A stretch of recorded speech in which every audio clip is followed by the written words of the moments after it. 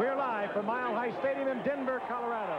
There's a sellout crowd for the 114th consecutive time. Tonight, they'll watch the San Francisco 49ers and the Denver Broncos in an interconference game. Let's take a look at the standings. A very important game for both ball clubs. The Broncos, with a win tonight, can take a one-game lead over the Raiders and Seattle. And speaking, San Diego will be 2 games back. Meanwhile, in the NFC Western Division, the San Francisco 49ers, off to a very slow start, have an opportunity to make up a full game in the Los Angeles Rams, who lost to the Giants yesterday. They are 2 decidedly different football teams, philosophically and player-wise, and their quarterbacks are decidedly different. And John Elway, he just lets it rip. Montana is very disciplined. As George Young said, one is there, the other one is getting there.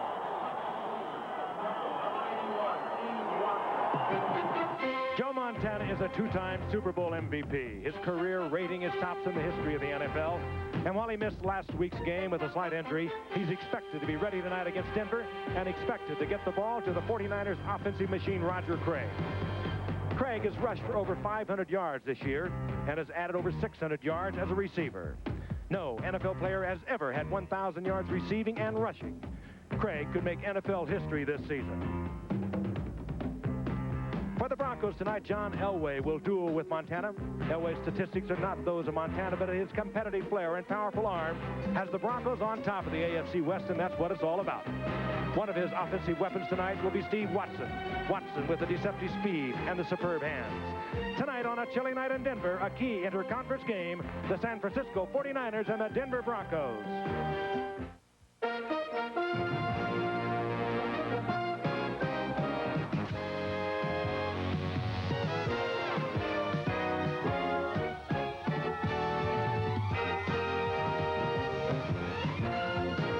Will be here tonight, some 75,000 plus. The game, of course, televised in the local area. This is the 114th consecutive sellout. As I mentioned, that's truly remarkable.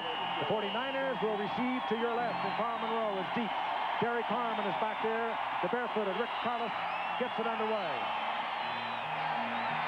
And neither Monroe or Harmon fielded the ball. They were not talking to each other. And covered in the end zone is Carl Monroe. That was a short kick that the 49ers could advance into good field position. But there was a mix-up between the 2 deep men. And now let's take a look at the stats for Joe Montana. He's leading the NFL through 9 games, just by a couple of percentage points. He, of course, is the all-time leader in the NFL, according to the way quarterbacks are rated. You saw the name of Derek Harmon in there. He opened for Wendell Tyler. Tyler with a very sore knee and a very sore ankle. First and 10, the 49ers, the ball near their own 20-yard line. Roger Craig. And Craig, out over the 25-yard line, he gets 5 quick ones to bring up a 2nd and 5. Louis Wright made the stop up there at the left cornerback. Barney Chavis, Carter in the middle, and Rulon Jones, perhaps the best pass rusher of that group. There's no huddle by the 49ers as you look at the defensive unit of the Denver Broncos. Draw play, Roger Craig, and this time read and read well by the surging Bronco defense, but there's a gain of about 2. It'll bring up 3rd down and a long 3. 49ers came out doing what Dan Reeves told us the Broncos might do, and that is going without a huddle. That, of course, to keep the specialized players out of there, the situational players, if you will. And the 49ers now have a 3rd down and a long 2. The wide receivers are in. Jerry Rice, the rookie out of Mississippi Valley State. Going to Mike Wilson, Dwight Clark, and Freddie Solomon. They'll put it in the air. Indeed, they did. They go with the draw, and they get the 1st down. Good call, the Niners. They had their tight ends out, all the wide receivers. And Roger Craig gets the 1st down on the draw play out to the 37-yard line. O.J., he's doing it all for the 49ers. He represents about 30% of their offense thus far this season. He's one of the most underrated backs in football. As a fullback, I think he's the best in the game today, the way it's played. And he may be the first player ever to get 1,000 yards rushing and receiving in one season. On 1st down, Montana back again. Chased out of the pocket. Gets in trouble, but he finds the clutch man. That's Jerry Rice, who worked back to him. The rookie out of Mississippi Valley State, who earlier in this year had a little problem handling the ball. A couple of weeks ago, he dropped a sure touchdown against the Rams, but last week he was sure-handed. 3 receptions for 70 yards against the Eagles, and they have high hopes for Jerry Rice. He gets 6 yards out of it. It'll be 2nd down and 4. Well, that's what this Denver defense is going to have to do. Pressure Montana and run him out of the pocket. Denver crowd, they're into it very early. Montana, three-step drop. Dwight Clark gets away from one Bronco defender. And before Tony Lilly makes the stop, but it's a 49er first down. They're near the 45-yard line of the Denver Broncos. And that's where that size of Dwight Clark really helps. He's 6'4" and 215, and he just broke that tackle of Mike Harden like he wasn't even there. You're right, Joe. We're going to take an ISO at this, Joe. But you're right. This is something that Dwight used to do quite often before he got that knee injury last year. A lot like Dave Parks used to be for this 49er team. Tony Lilly has been filling in for the past few weeks for Steve Foley, who ordinarily will be a free safety. Steve Foley was activated tonight, but it is Lilly starting again, a free safety for Denver. On 1st and 10. Derek Harmon is thrown for a 2-yard loss by Jim Ryan, the outside linebacker who came across, met the block, and made the stop. And as I mentioned earlier, big shoes that Harmon is filling tonight, the second-year man from Cornell. Wendell Tyler, the leading rusher into the night for the 49ers, unable to go because of both an ankle and a knee problem, perhaps the knee problem troubling him the most. It'll be 2nd down and 12. Rice goes to the sideline. John Frank and Russ Francis, 2 tight ends, are in. Mike Wilson, Freddie Solomon are the wide receivers. That's Solomon on the move. Here's Roger Craig. Good running by Roger Craig as he gets down near the 40-yard line. He'll get about 6 out of that. But it will leave the 49ers in a passing situation, a 3rd down and 6.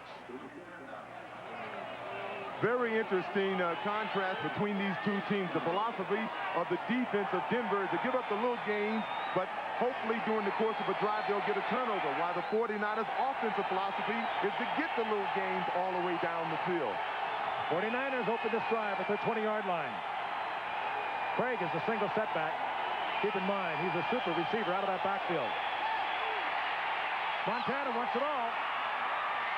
Tries to get it to Jerry Rice. Good defensive effort by Steve Wilson.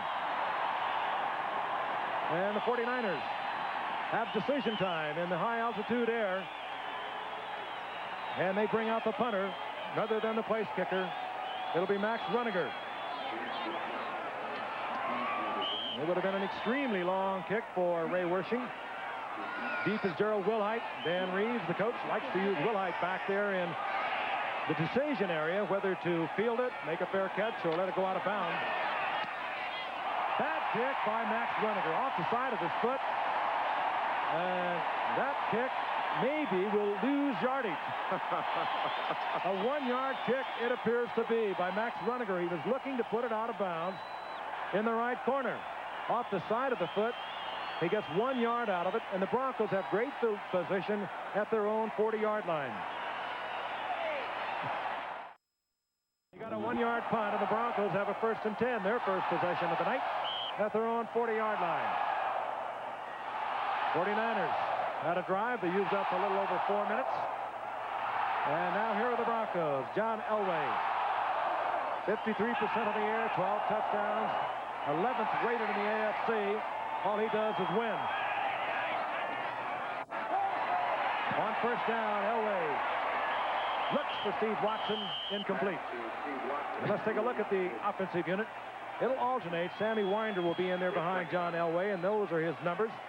Most yards passing in the NFL into the night. Hurry up offense, as Dan Reeves told us this morning he might try to go with, to keep the 49ers out of a 4-down line situation he thought was perhaps their toughest defense. 2nd and 10.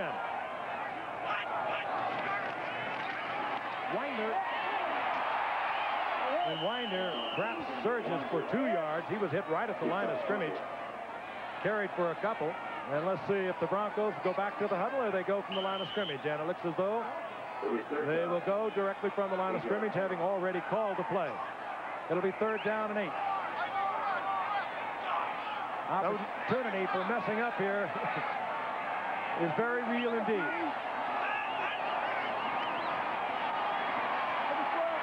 Elway. Incomplete. Winder never had possession, and the Broncos will have to punt.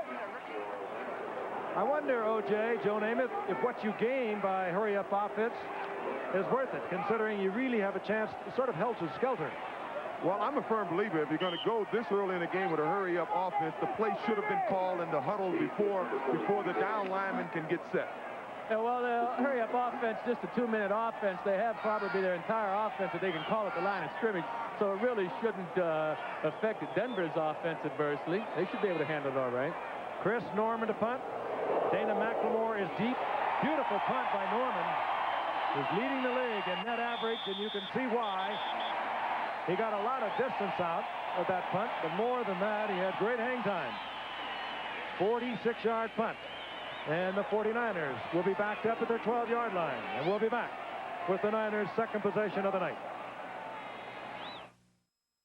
Picked up a lot of snow and more predicted for tomorrow here in the Rocky Mountains. First and 10, the 49ers. The ball at their 12-yard line. It remains Roger Craig and Derek Harmon, the setbacks. Craig 33, Harmon 24. Montana tries to squeeze it in to Freddie Solomon, incomplete. And let's talk about the quarterback and the cold weather, Joe. Well, personally, I don't like playing in cold weather because it does affect the hands and the grip on the ball. That was a heck of a defensive play by Louis Wright that last time, though. Great block.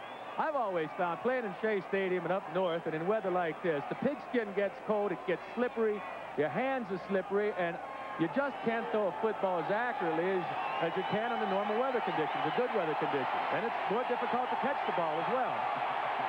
Second down and 10, the 49ers. Craig is a single setback. Montana slides out of the pocket. Tries to go to Solomon. He was well covered, incomplete. It'll be third down. Obviously, Montana did not like the route that Freddie Solomon gave him. Now, Montana's one of the best there is at buying time back there as a quarterback, moving out of the pocket smartly left to right, and he's probably the best thrower as a quarterback in the NFL while on the run. But Denver's doing exactly what they need to do to slow down this San Francisco attack. Get pressure on Montana. 9:52 remaining in the first quarter. No score from Denver, Colorado on a chilly night. The 49ers and the Denver Broncos. Third down and 10. Down goes Montana. Had he not slipped, he would have been sacked at the 3-yard line. The safety blitz was on. Dennis Smith, a hard hitter, was in there. He was questionable tonight because of a pulled thigh muscle. He makes a superb play, and the 49ers will kick from their end zone. The good play by Denver. Dennis Smith came out. He lined up on Freddie Solomon as if he was going to cover him man-to-man. Then he blitzed. The speed is back for Denver. Vance Johnson, the rookie from Arizona, with great speed. Max Zuniger kicking from the end zone. Here is Vance Johnson.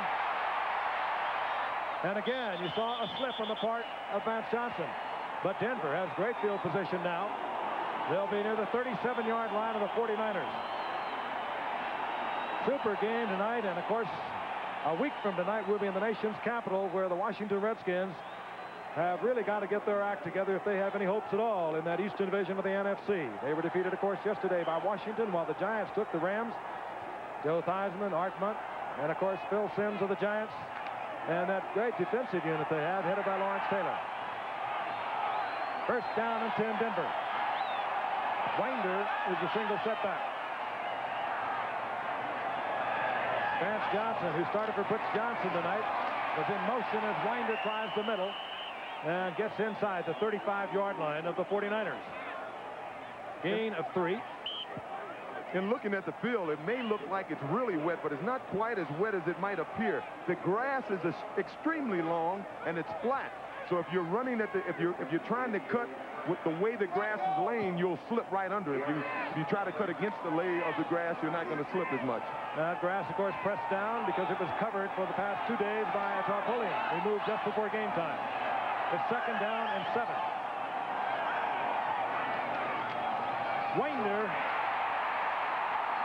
Winder tripped up, sprawls to the 30-yard line, short of a first down, and they'll mark it at the 31-yard line. It was Michael Walter who tripped up Winder.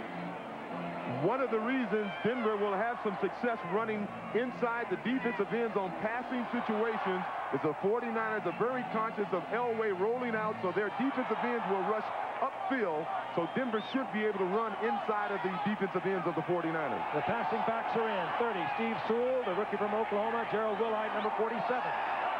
49ers showing blitz. They drop out of it. Elway with a strike to Steve Watson. He has a powerful arm. You had a great view of it. He thought he was going to get blitzed. He went immediately to Watson. Watson read it with him, and even though the 49ers got out of it, he was able to get it to him. Yeah, he takes a short drop here, and he hits what we call a simple hitch pattern. But I want to tell you, he has some velocity on that football. And that's one of the problems he's having this year. As Coach Reeves pointed out this morning, sometimes John just doesn't take some of the heat off the ball on some of the shorter passes, and his receivers can't handle it. Wouldn't Billy Kilmer would have loved to have had a spiral like that. First and 10, the Broncos now on the move. This is Winder. Turns the corner and gets to the 15-yard line.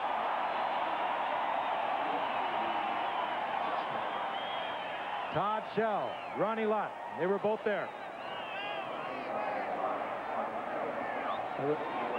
Well, the cold weather really doesn't affect the runner too much when you're out on the field and there's 11 guys after you. You're not too worried about the weather. The key to it, though, is when you come out for warm-ups to really get warm and to go in the locker room and try to get hot if you can. Second down and 4. The ball inside the 15 at the 14-yard line.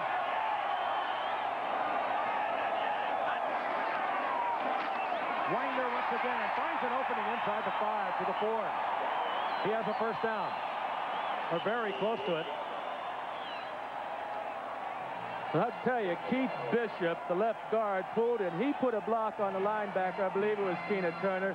But, well, he was wide awake now if he was sleeping. Watch number 54 pull here in the center of the screen now, going to your right, and hit this linebacker. That's a good block right there. Keith Bishop, the left guard, and it's close to a first down, but they'll bring the sticks out.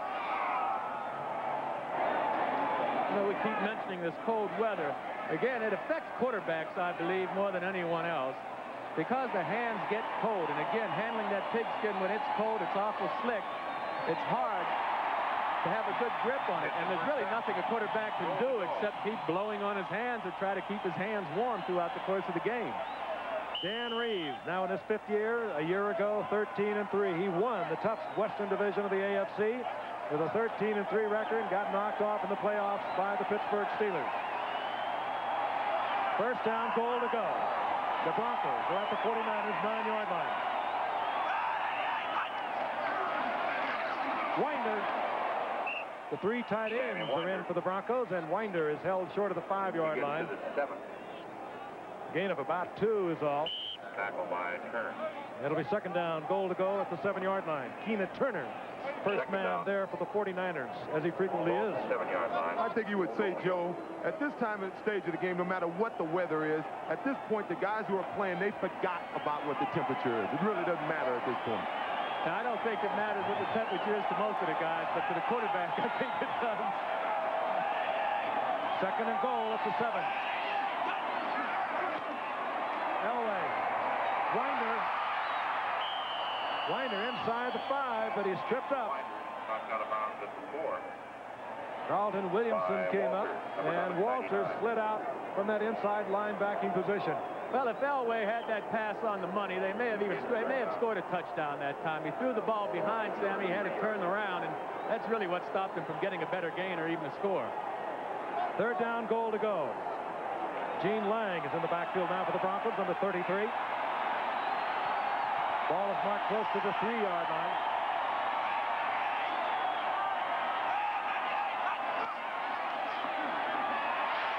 Elway fires a shot. That's Lang out of the backfield. Tremendous pressure on Elway by Jeff Stover, but again you saw the strong arm of John Elway. Moving away from the receiver, Joe, he just fired it on a string. Well, he threw a strike that time.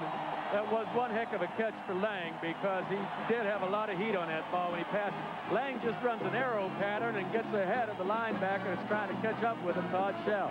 Well, that's what we said earlier. The thing the 49ers didn't want to happen is to let Elway get outside on those rollouts and those bootlegs, and he was able to get around Jeff Stover on that play. Carlos for the conversion. Talk about your cold nights. What if you're a barefooted place kicker? He spanks it through. And the Broncos, with 4:47 remaining in the first quarter, have opened the scoring here in Denver. They lead the 49ers 7-0, and we'll be back at Mile High Stadium in just a moment. The opening kickoff the game. Carl Monroe and Derek Harmon apparently were not speaking to each other. They let the ball bounce into the end zone. Carlos again with a short kick, similar to the opening kickoff. This time it's Derek Harmon who handles. And Harmon out to the 32-yard line. San Francisco 49ers, 5-4, but they've won their last two games, while the Rams in their division, the Western Division of the NFC, has lost their last two.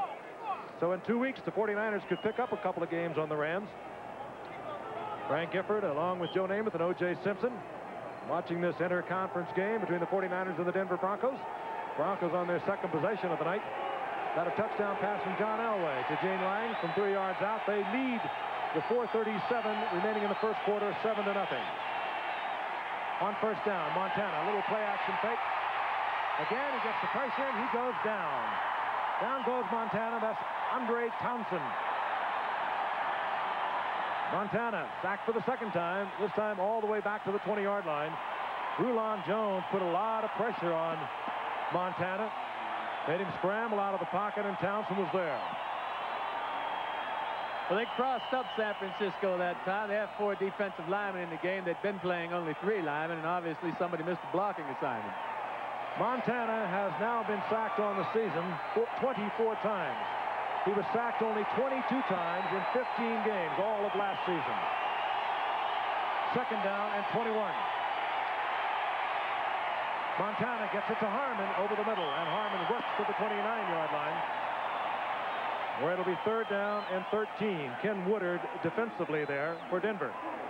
That's the kind of pass play that Denver defense loves to see in that pass situation. They want them to throw the short, quick pass. They don't mind if they complete it. They're only going to gain 6 or 7 yards and still have a long third down to go. Well, this game is a long way from being over, but anytime you can keep the 49ers off the scoreboard in their first 2 or 3 possessions, you've gone a long way to beating this team. That really was the story of their 15-1 season a year ago. They usually got so many points in the first quarter. That has not been the case this year. Montana to Sterry Rice, and it's incomplete. And the punting unit comes out again for the 49ers.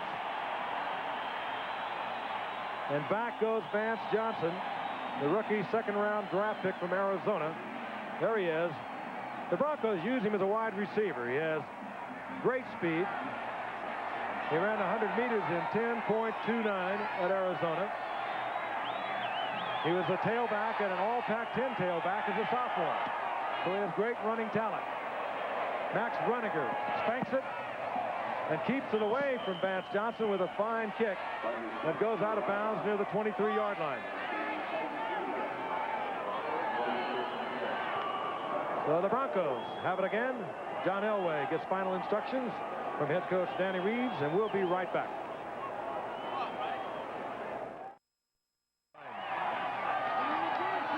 Winder, there is the reverse. The speedster, Vance Johnson, does not fool the 49er defense. Dwayne Board catching that from behind, right at the line of scrimmage. A reminder, live at 3 o'clock Eastern Time Saturday, Penn State against Notre Dame from Beaver Stadium, University Park in Pennsylvania. Saturday here on CFA College Football, undefeated in number 1 ranked Penn State. They'll be taking on the Fighting Irish of Notre Dame, and they've been hot in recent weeks. Or Heisman hopeful Bo Jackson and Auburn will battle a Southeast Conference rival, Georgia. So check the local listing for the game in your area. Auburn versus Georgia or Penn State versus Notre Dame. There was a loss of a yard for second down and 11 as we watch Winder over the right side, and Winder to the 25-yard line. To bring up a 3rd down and 9. Michael Carter sliding out there from nose tackle to make the stop. Winder, the only Pro Bowl representative for the Denver Broncos, who quite frankly feel they don't get much respect on the Pro Bowl balloting.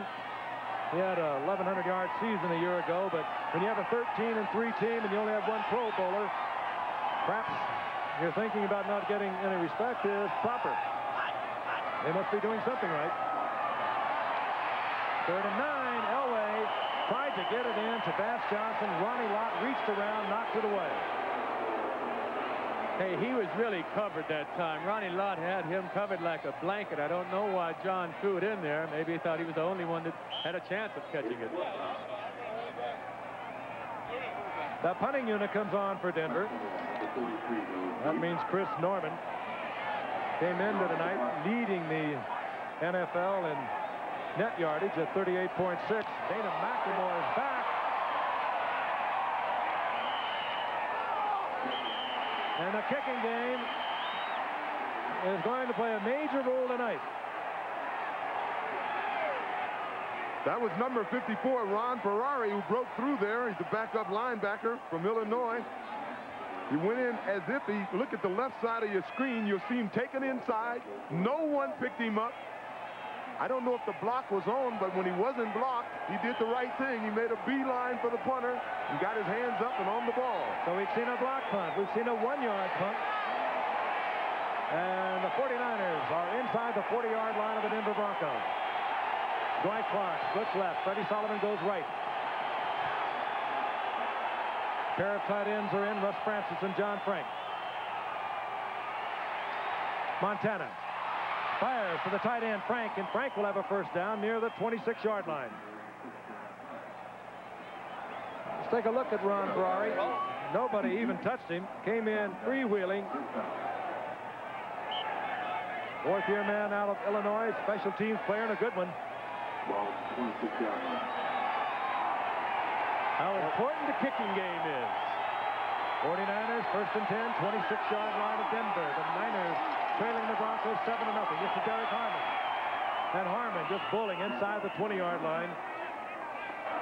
Gain of 7 before he's upended by Carl Mecklenburg, who opened at inside linebacker tonight for the Broncos, replacing Rick Dennison, who has a very sore ankle. Derek Harmon, of course, is in there, as I mentioned earlier, because of a knee and an ankle problem with Wendell Tyler. That's the time remaining in the 1st quarter. 2nd and 3. Roger Craig.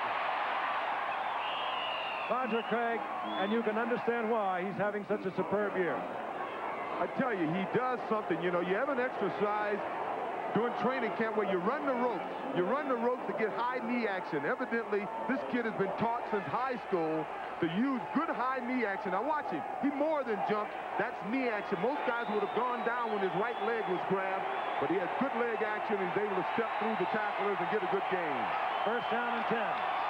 Derek Harmon. Little opening. He works it inside the 10, down around the 8-yard line. Gain of 3. It'll be 2nd down and 7. The 49ers can get a 1st down at the 2-yard line. Tom Jackson, who started tonight for the first time this season, the veteran linebacker of the Denver Broncos, made the stop. Seconds ticking away here in the 1st quarter. Down to 20. 49ers should be able to get another play off. Roger Craig, 5.6 average, led the NFL per carry coming into the night. Montana with a little bootleg, but great coverage by Denver. And he finally had to check it off to Craig. And that's a big play that Carl Mecklenburg has been making. That's the kind of big play he's been making all season long. He has 7 sacks also. And Coach Reeves told us today that he just has to get Mecklenburg in there. He makes so many big plays. He wants him in the game more often. That was a terrific block pass there. And I mentioned the 5.6 average per carry by Roger Craig. He also, after 9 games, was tied for the lead in number of receptions. So that's the kind of year he's having. And Mecklenburg stayed right with him. What is a guy named number 77 doing covering a running back out of the backfield? He's playing inside linebacker. 3rd and 7. Montana tried to squeeze it off to Mike Wilson. Mike Wilson covered well. Tony Lilly was there. So it'll be 4th down when we come back and resume the second quarter. We'll be back in just a moment. With the Denver Broncos leading the San Francisco 49ers 7-0. The field goal unit is on for the 49ers. That means Ray Wersching. And if he's successful on this short field goal attempt, he will become the all-time leading scorer for the San Francisco 49ers, replacing Tommy Davis. A 26-yard attempt. Matt Cavanaugh is the holder. Randy Cross provides the snap. And the 49ers are on the scoreboard. And for Ray Wersching, he becomes the all-time leading scorer for the 49ers.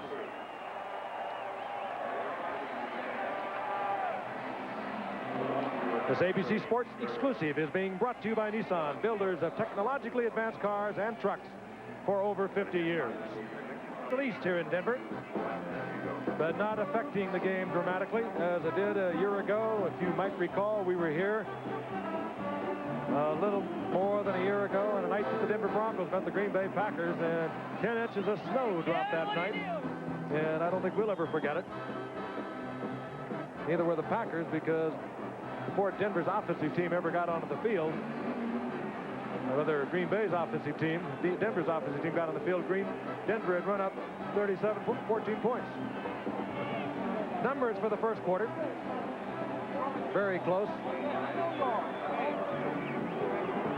John Elway with the strong arm, getting the touchdown pass to Jane Lang from 3 yards out. And a key pass also to Steve Watson to keep the drive alive.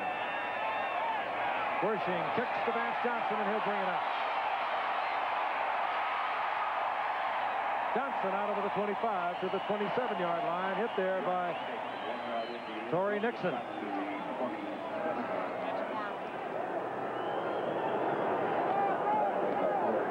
There is now the all-time leading scorer for these 49ers, having replaced Tommy Davis, who kicked for the 49ers for so many years. Wersching not having the kind of year I'm sure that he wishes he was having. Over the past couple of weeks has missed some short ones. 1st and 10, the Broncos. In their own 27. Watson is in motion. Elway rifles it out to Vance Johnson. And I'm sure that's the play just to utilize the running skill of Vance Johnson and the great speed. If he could ever break one, he would be gone. And that time, he has a pickup of about 7 before Dwight Hicks takes him out of bounds. And that was just the right defense for Denver to go against with that play. It was a zone, and so the cornerback, Eric Wright, was really playing deep that time, gave him some running room. On 2nd down and 3. Winder, he has the 1st down out to the 40-yard line before he's hit hard by Ronnie Lott. Well, it's interesting to see Ronnie Lott making those tackles on the end zone, inside rather, and see Dwight Hicks make a tackle on the outside. As you know, Dwight Hicks is an all-pro safety, and of course, Ronnie Lott has been an all-pro corner. But because of some of Ronnie's injury problems, he's playing inside more, and Hicks is playing outside more, even though they prefer you call them one a corner and the other one still a safety. Now Ronnie Lott is at the free safety spot on the 1st and 10. That's Clint Sampson, number 84, in the move. And Sampson is the receiver. Sampson to the 40-yard line. Well, once again, it's Ronnie Lott. Another 1st down for Denver on a pickup of 20 yards. And I am convinced that these plays are designed to take advantage of the fact that Dwight Hicks is not a normal cornerback. I wouldn't doubt it. Nearly fumbles the ball right here. I say the ball is slippery. That was a nice catch by Elway, and he gets it out there nicely. James Wright, number 87, watch his block. He does a good job of getting out there, the tight end. The 1st down is near the 40-yard line.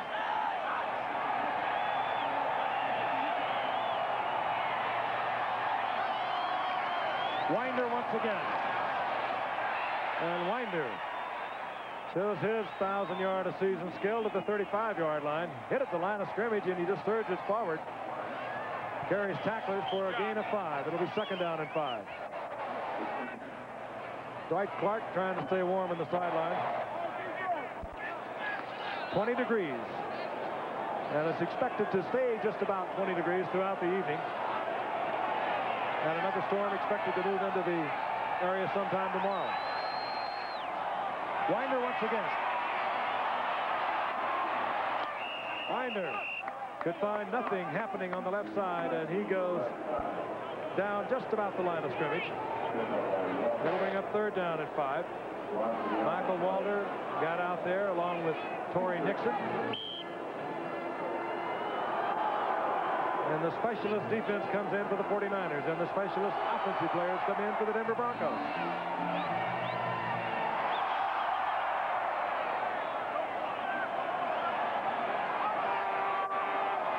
There's a loss of about 1 on that play, so we'll call it third down and 6.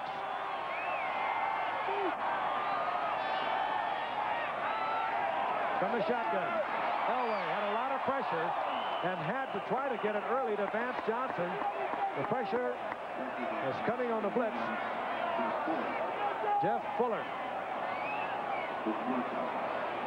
Elway had no opportunity. Fuller was right in his face. He tried to hurry one. Tried to get it to Vance Johnson. Incomplete. And here comes Chris Norman. Punting unit for the Denver Broncos is on.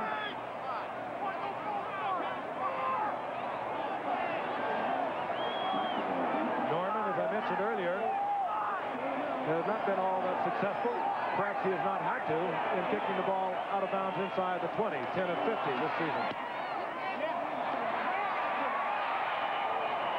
This time he kind of caught that on the inside of his foot. And he knocked it out close to the 20-yard line. And they settle on the 22-yard line. So not much of a pickup on that punt. Not for the man that's doing the best job in the entire NFL this year with an over 38-yard net average. Well, that's a good likeness of you two, but I don't think it's a very good likeness of me. Head's too small. We'll be right back. Tied an NFL record by returning 2 fumbles for touchdowns. As I tried to say a little earlier, both record-tying touchdown fumble returns came in the first 37 seconds of what we call the snowball game. The 49ers have a first and 10. They're at their own 22-yard line. We are in the early going of the second quarter. They trail the Denver Broncos 7-3. 49ers having a difficult time getting any kind of a rhythm. They've been running the ball well. Now it's Roger Craig and Harmon. They're the setbacks, and this is Roger Craig. And he turns inside and hit immediately by Jim Ryan. Craig held for about a 3-yard pickup. It'll be second down and 7. At halftime, we want you to be with us because we're going to take a look at the modern monsters of the Midway. Of course, the Chicago Bears under Mike Ditka, off to a 10-0 record. Been many a year since that's happened. Halftime highlights of some of the key games around the league. So be with us at halftime. Second and 7.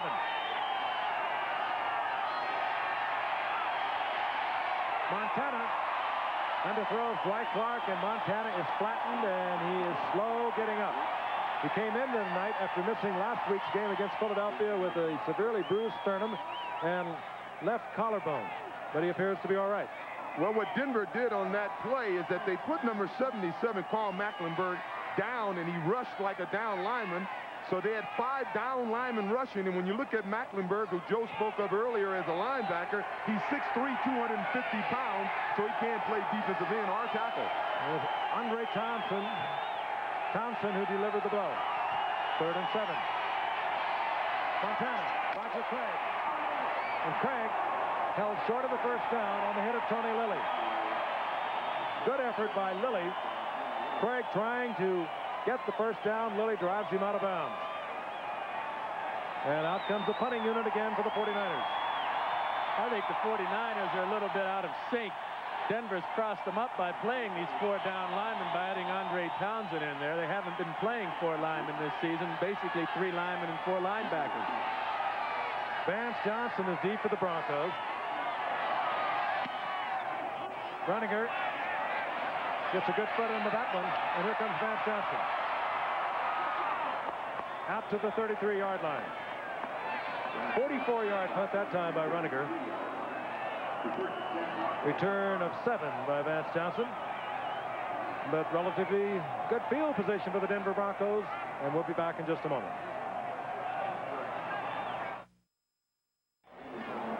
Joe Montana getting off the telephone after perhaps discussing a defense that he perhaps did not expect to see tonight, that of the Denver Broncos. Meanwhile, the Broncos have a 1st and 10. The ball at their own 33-yard line with 11:30 remaining in the first half. They have a 7-3 lead over the 49ers.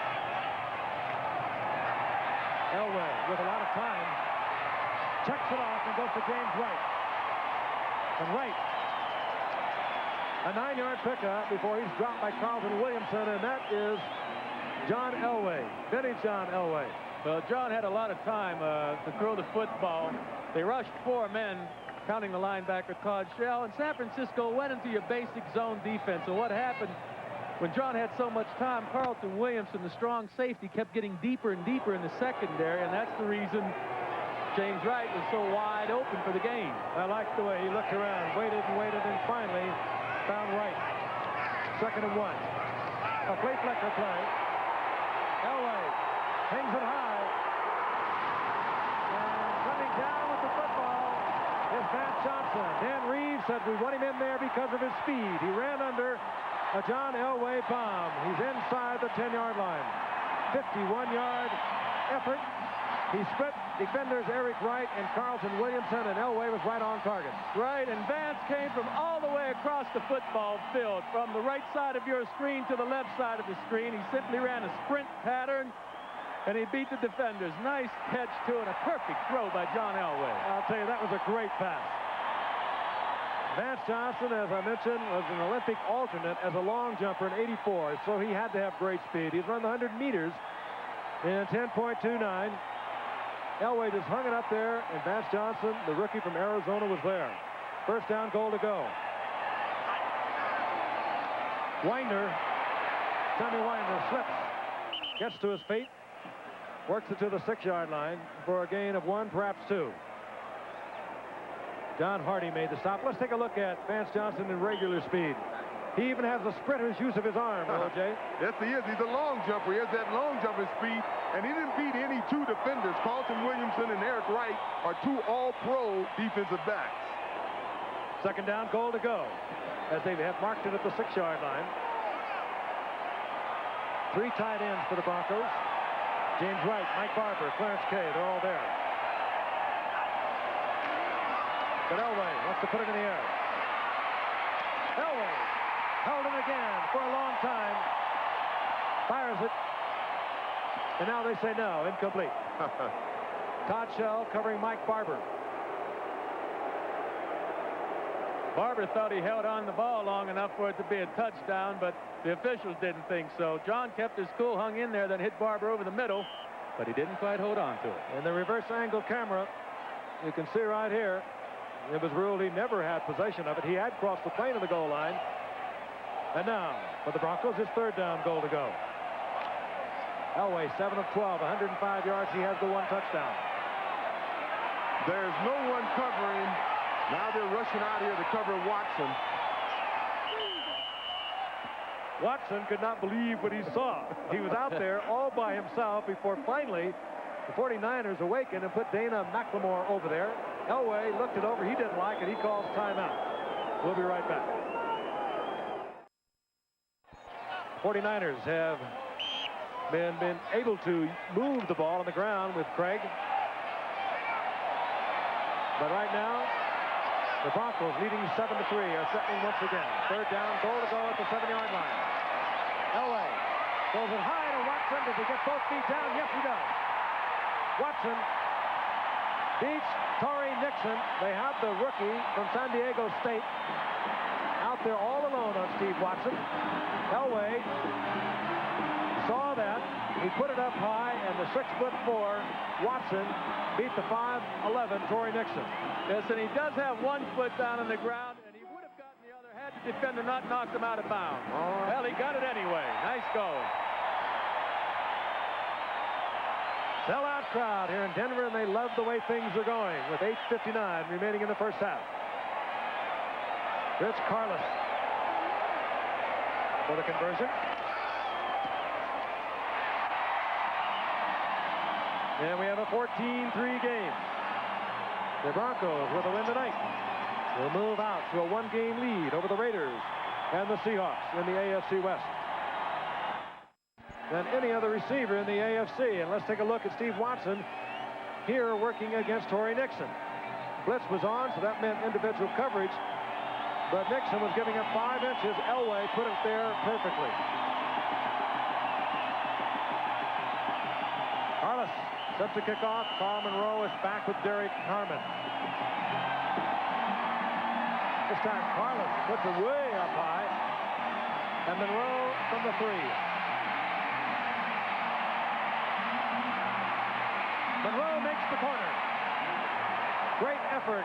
And it was Carlos who makes the save at the 49-yard line of the Broncos. But a terrific return by Monroe. He just outraced the Denver outside man.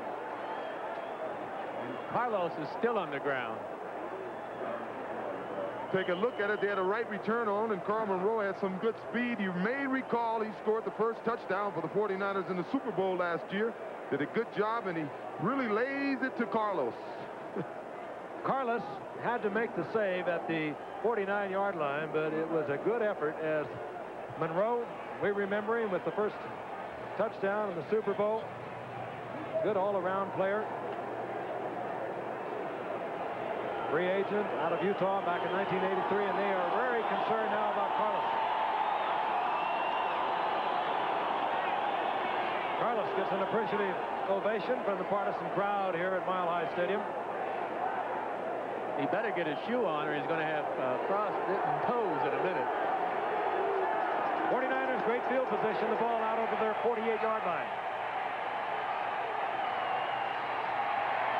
Montana underthrows Dwight Clark. It'll be 2nd and 10. Steve Wilson was covering Dwight Clark, but he was there had Montana been able to get it there. Well, I'll tell you, when you're getting pressure on a quarterback, you don't always have to tackle him with the ball. Just pressuring the quarterback's going to foul up his rhythm, and Joe looks like he's out of sync right now a little bit. Well, you can call it blitz or not blitzing, but number 77, once again, Mecklenburg, is coming just about every play, so you're looking at 5 down linemen coming at you. 2nd and 10. Jerry Rice, wide receiver for the 49ers, split to the left. Dwight Clark, top of your screen. Montana under pressure again, and that one was almost picked off. Steve Foley activated just today after missing several weeks with a dislocated shoulder, almost picked that one off. The Denver Bronco defense is pressuring the 49ers offense all over the field. I was going to say, I got to give Joe Collier, the defensive coordinator of this Denver team, credit, because they're rushing 5 men every play. They're moving Mecklenburg around. He's coming from a different direction each time. And that time he was the nose tackle when he rushed the passer. 3rd and 10. Dwight Clark, Solomon split to the left. The 49ers will keep it on the ground. On 3rd and 10, the 49ers make it sweep right, and Roger Craig far short of the first down, and the 49ers will have to punt. So this Carl Mecklenburg again on the stop. And this time they lined him up at left defensive end. As O.J. mentioned, they've been shifting him around. Here he is at the left defensive end position, making the play on Roger Craig. He fights off the block by big Russ Francis and makes a nice tackle. Danny Reeves said we have to have him in there, and you can see why. Max running to the punt. High kick. Gerald Wilhite will have to fair catch at the 10-yard line. Just about halfway now through the 3rd quarter, or rather 2nd quarter. And the Broncos leading at 14-3. Big one tonight for Denver. And, of course, the 49ers, and what a must game it will be next week for the Washington Redskins when they take on the Giants down at Robert F. Kennedy Stadium in the nation's capital. Redskins really on the brink, if you will, as the Giants Now the Dallas Cowboys on top of the NFC Eastern Division. A word on Rich Carlos, the kicker for the Broncos, who made the stop on Carl Monroe, is that he is fine. He will be able to continue. First and 10, the Broncos. Sammy Winder to the 15-yard line. Michael Carter slid off his block at nose tackle and made the stop. It'll be second down and 5. Well, that's a good offensive blocking by the line. Billy Bryan, Paul Howard, and Keith Bishop, the interior of that line, because anytime you can get a nose tackle to make a tackle 5 yards downfield, well, the offensive line is very happy. Somebody's tagging. Winder now has worked for a tough 43 yards on 12 attempts.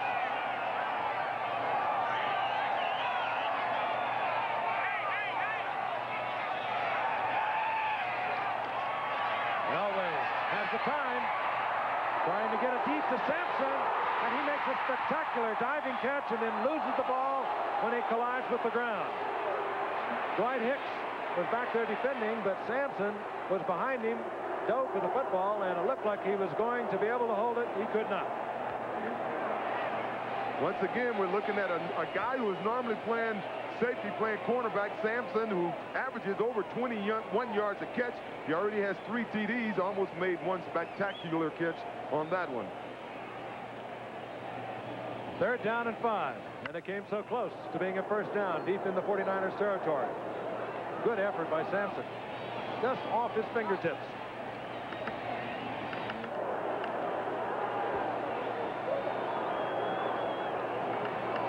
Elway tries to get it to Wilhite, incomplete, and the Broncos will have to punt. 7:04 remaining now in the second quarter.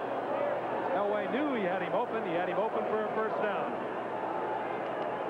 John Elway, #1 pick in the '83 draft by Baltimore. He would not accept that. Traded to Denver for a first-round draft pick in '83 that represented Chris Hinton, who is an all-pro linebacker now with the Colts.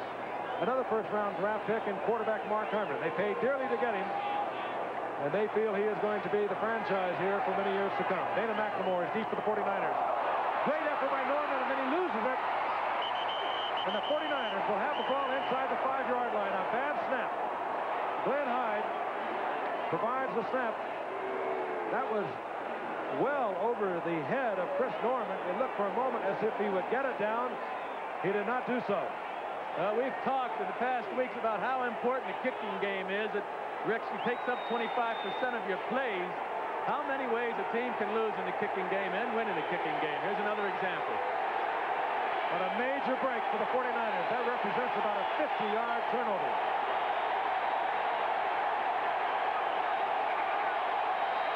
Gary Carmen to the 2-yard line. Carmen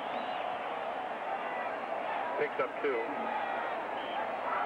Having a bit of a technical problem here in Denver tonight. Had what we call a power hit, and that has hurt some of our replay facilities, a couple of our cameras. 49ers, second down, goal to go. The ball at the 2-yard line. This crowd is really getting into the act now.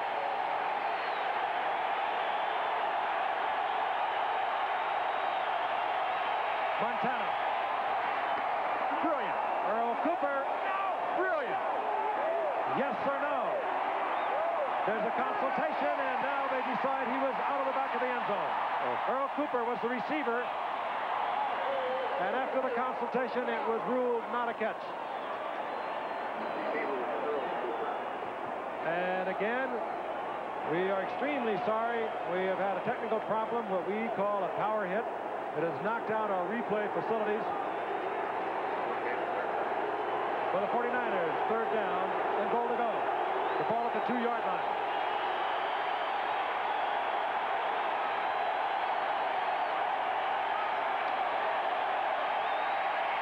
Roger Craig off his fingertips. Dennis Smith was covering, but Montana had it right there on a pass that should have been 6. It's 4th down. His 4th down, goal to go. Montana looks to the sidelines. And Bill Walsh will make the decision. The ball is at the 2-yard line. And the 49ers on 4th and goal at the 2 will try to get it in. They are trailing 14-3. We're only talking about ego and pride right now. The 49ers are defending world champions, and I don't think they feel good about themselves if they couldn't score a touchdown from the 2-yard line on 4 downs. This could be the ball game, however, if you don't get it in. And they do not get it in. 4 times they tried from within the 5-yard line. And credit Joe Collier and a great hustling Denver defense as the defending Super Bowl champions are turned away.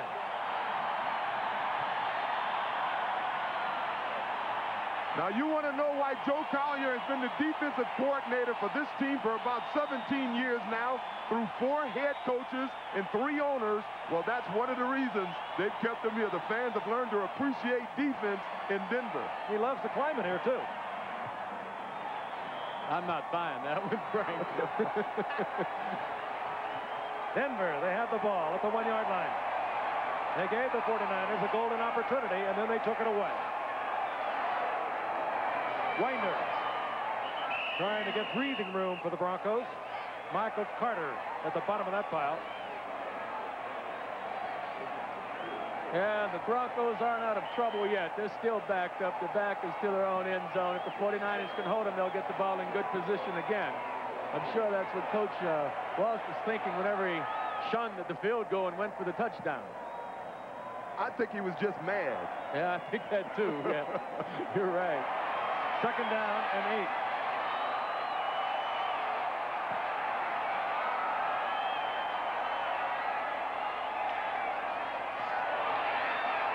Elway, Watson.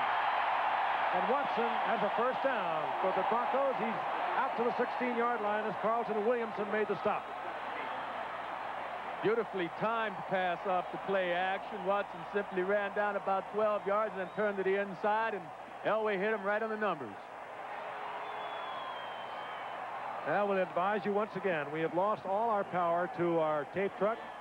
We do not have our graphics facilities, our replay facilities. We are working frantically, as you might imagine, to get everything pulled back together again. So please bear with us. 1st and 10. They have marked it at the 17-yard line. The Broncos on the move. That's Winder, and he squeezes through a little opening out close to the 22-yard line. A gain of about 4. It'll be 2nd down and 6.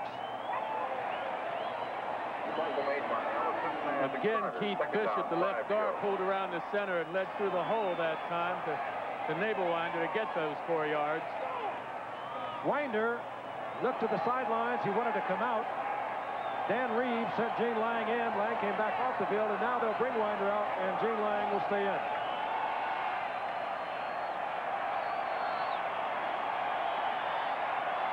On 2nd down. Oh. Lang bounces off a tackle at the line of scrimmage, and he gets up close to a Denver 1st down. Some hard hitting going on out there. That was Ronnie Lott that made the initial contact on Lang, but Lang kept going. Well, they've been playing that position, halfback or fullback, by committee lately between Sammy Winder, Gerald Wilhite, and Gene Lang. And between the 3 of them, they've rushed for over 800 yards. They have over 60 receptions and 12 touchdowns. So as a committee, they're doing a pretty decent job. Lang gets the 1st down. Remember, the 49ers had a 1st down goal to go inside the 5-yard line. They tried 4 times. Denver got the ball back at their 1-yard line. And now they have a 1st down out of their 27-yard line. Gene Lang to the 30-yard line. Gain of almost 3. It'll be 2nd down and 7. Manu Tuiasosopo on the stop. 49ers have had trouble with that nose tackle position all season long. Michael Carter came back only a couple of weeks ago after being out for several weeks with a hamstring, and Tuiasosopo had a very sore ankle.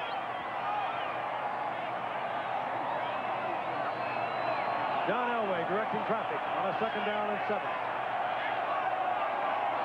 Watson in motion. Watson close to another 1st down. I believe he's just short of it. Working in front of Dwight Hicks. John Elway has the hot arm tonight.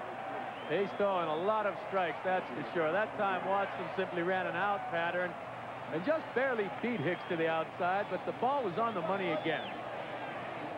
They'll bring out the markers. We have 2:37 remaining in the first half. And the Broncos with a 14-3 lead over the 49ers. 49ers tonight with a victory could have moved to within 2 of the Rams. The Rams having lost their last 2 weeks ago to the 49ers and yesterday to the Giants. Meanwhile, the Broncos with a win will take a 1-game lead in the AFC Western Division over the Raiders and the Seattle Seahawks. Third down, less than a yard. Well, one thing is evident, the 49ers are going to have to make a lot of adjustments at halftime. I'm a little surprised at this point that they don't go to 4-down linemen themselves and try to get Fred Dean in the game and hope he can rejuvenate himself. He only has 1 sack thus far this year. But they need a pass rush right now. Very difficult to rush John Elway. Superb athlete. Good scrambler. Winder, a flag is down as Winder worked for what appeared to be first down yardage. That's the first penalty flag tonight. Here's referee Jim Tunney. And it works in a negative way, holding against the Broncos. And with the exception of the kicking game, this has been a very well-played football game. Dan Reeves.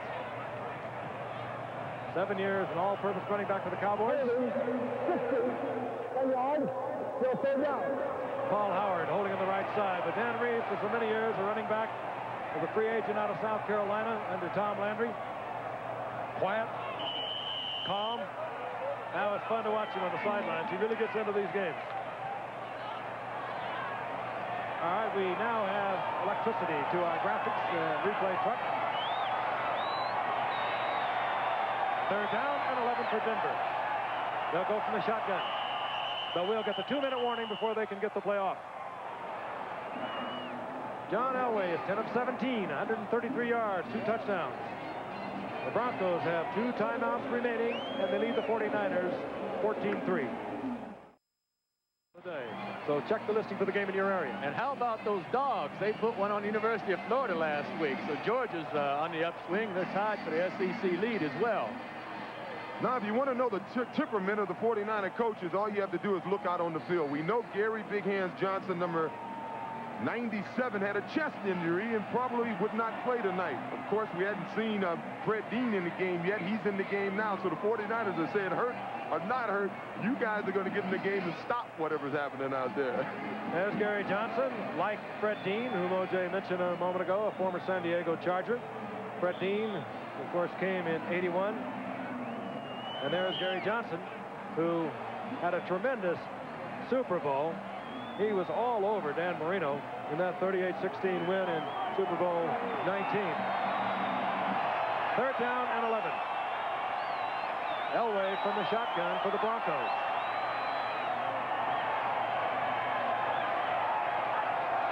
Here comes the blitz. Elway. And Elway, who wears a knee brace, taken out of bounds by Ronnie Lott, who actually tried to keep Elway from going down. And quite naturally, the Broncos players who are on the bench did not see that Ronnie Lott actually was trying to keep him from falling. And they jump all over Ronnie Lott. Crowd gets into it a bit also. Not that Ronnie Lott might be above it, O.J., but you can see yourself. He just gives him a little shove. Now he'll try to hold him up. And they both slip. I don't know how much that bad knee of Elway's is affecting him, but he did slow down before he ran out of bounds that time. And I have a feeling that when he does start running that much, his knee is not up to it. Well, Joey, you know he wears that Lennox Hill brace. I think you wore it, maybe started wearing it. I don't think he can run too well with it. No, but it sure does protect the knee joint. McLemore is back for the 49ers as Chris Norman gets another one off the side of his foot, the inside of his foot. and it's down at the 39-yard line. Don't say it, Joe. I see you shaking your head. There was no way he could have got there and caught that punt. No, I was just shaking my head at the bad punt that time. The 49ers must feel terribly frustrated. They had the first down and goal to go inside the 5. They were turned away in 4 attempts. Now they have good field position once again at the 39-yard line. They have 1:43 on the clock remaining in the half. They have 3 timeouts remaining. Montana, and Rice is wide open. And who brings him down but Mecklenburg, who has played a whale of a football game, and we now understand even more so why Dan Reeves wants Mecklenburg in the game at all times. But what's surprising is why did Denver go back to a 3-man down lineman instead of doing what they've done earlier with the 5-down lineman? First down is at the 27-yard line of Denver. Montana with a lot of time. And was it picked off? Like a receiver, you have to come down with both feet in bounds. It was Mike Harden who had the football.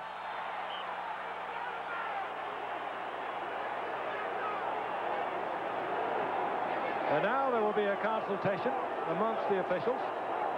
It certainly did not appear as if he came down in bounds. Jim Tunney will give us the results of the consultation. And that's a good call. It won't be popular here, but he did not come down. He has, just like a receiver, has to have both feet in bounds.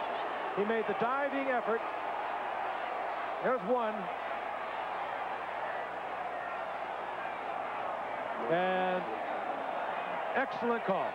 You've got to get that second foot down. You know, getting back to that point O.J. just made, I'm surprised at the Denver defense also, why they're not rushing with the front they've been so successful with in this game, and it's puzzling to me. Now they have them in there. They have the 4-down lineman in there now.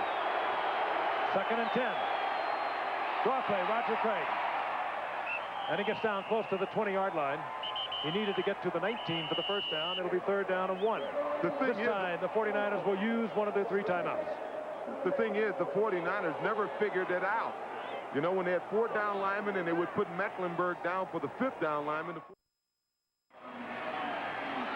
What they do with those 4-down linemen and extra man rushing 5 guys is they make the offensive line, Bubba Paris, John Ayers, Fred Quinlan, Cross, and Fawnhorst, they're one-on-one trying to block, so they figured none of the defenders are going to get double teamed, and they're going to have a good chance to spring someone loose on the quarterback.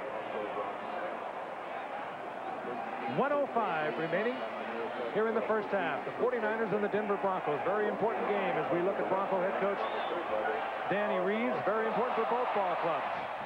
Denver can take a 1-game lead in their division, the Western Division of the AFC, over the Raiders in Seattle.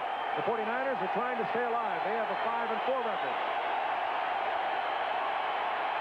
14-3, the Broncos lead as the 49ers go for the first down, and they do appear to have the first down yardage. It was Roger Craig. He was in the arms of Ken Woodard and Andre Townsend. Oh. No, and they have marked it just inside the 20, and Montana will use another timeout. It's short of the first down as they mark the progress of Craig near the 19-yard line. Short by less than a yard, and Montana will talk it over with head coach Bill Walsh. Best running play called, my strongest running play called, and if I looked to the outside and I saw man-to-man coverage on both sides, I'd audibilize to a pass pattern because you have a whole lot of football field to work with one-on-one coverage. I'd call upstairs and see if I can get a call into the L.A. Raiders and see if I can get Marcus Allen, and I'd have Marcus Allen go over the top. But you just mentioned, Joe, you're going to see Dan Marino audibilize in the game-winning touchdown pass against the Jets yesterday in our highlights at halftime. 4th down, less than a yard. The 49ers have 1 timeout remaining. Roger Craig. Easy first down. He stays on his feet down to the 11-yard line, and there is 44 seconds, and the clock is moving. 49ers will have had 2 plays called, of course. I'm surprised to see Mike Harden get up off the ground. Craig ran right over him. Montana looks for Rice in the end zone. The preliminary indication was he came down out of bounds. The official is flattened.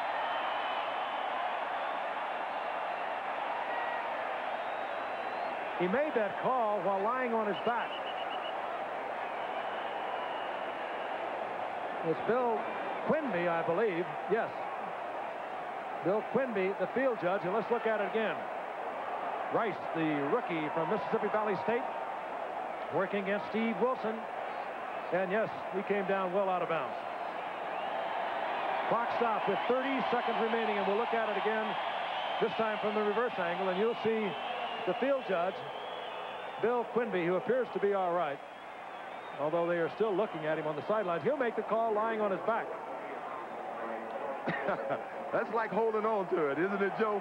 Tagged and holding on to the ball. I think he's asking the people to stop throwing those snowballs. You're liable to hurt somebody with those things. That is responding to duty in the truest sense of the form. Or laying down on a job. I don't know. One of the two. Somewhere in between. I think he had to get up and away from the snowball. That was second down and 10. 30 seconds remain for the 49ers. They have the one timeout. Ball inside the 11-yard line. Well, I wouldn't be surprised to see another draw or some kind of screen. We haven't seen the 49ers run any kind of screen pass yet, and as much pressure as the Denver Broncos have been putting on Joe Montana, I would think it'd come with a draw or a screen here pretty soon, or a quick trap. Well, you know, as well as this defense of Denver's react, they're so quick and they react to the ball, sometimes screens may not be the best play to run against a defense like this. Dwight Clark goes to the right. He's not a bad potential receiver down here. He'll go get it for you.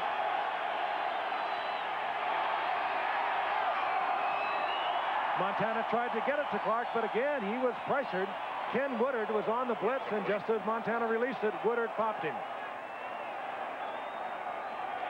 Somehow the 49ers they're going to have to get their tight end into this game. Well, that's a good point. We haven't had a call on Francis all evening, have we? Yeah, they're doing a job on these outside receivers, and somehow this tight end is going to have to get open. 25 seconds now. 3rd and 10. Roger Craig. Decision time again as Craig is held just short of a first down. Andre Thompson made the stop. And it will be 4th down and about a yard. And for Bill Walsh, another decision. It wasn't that long ago, just a few minutes ago, that they failed on a 4th and short to get it into the end zone. This time we will see Wershing, the field goal kicker. Ball is 3-yard line. 4th down. Well, I'm surprised this time after they didn't do it the last time. The last time, I think I would have given Craig the ball 4 times in a row. Obviously, in kicking it this time, he's opened himself up for a lot of criticism, because if they lose this game by less than 3 points, they're going to say he should have kicked it the last time. Well, I guess we can remember that Matt Cavanaugh is the holder. But I think that Bill Walsh, with 17 seconds remaining, would much prefer to go in with a 14-6 game than he would a 14-3 game, and having failed twice on a 4th down and about a yard. Well, if they did run the football and got the first down, they wouldn't have enough time left to run another play anyway. So I think he's doing the right thing, personally, going for the 3 points.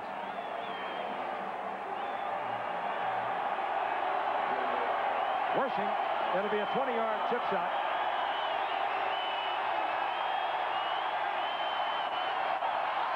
Well, I don't believe that was a fake. And I don't know what you do about a snowball hitting your holder just as he tries to place the ball down. That's also very dangerous, unsportsmanlike and dangerous. It does not reflect well on the fans here at Mile High Stadium. Cavanaugh, looking at bouncing snowballs all around him, tried to get the ball desperately to Russ Francis. It's incomplete, and the Broncos take over with 11 seconds remaining. Oh, you hate to see that. The actions of 1, 2, 3 or 4 fans casting all kinds of shadows on so many. There's the snowball I spoke of. Had to be distracting.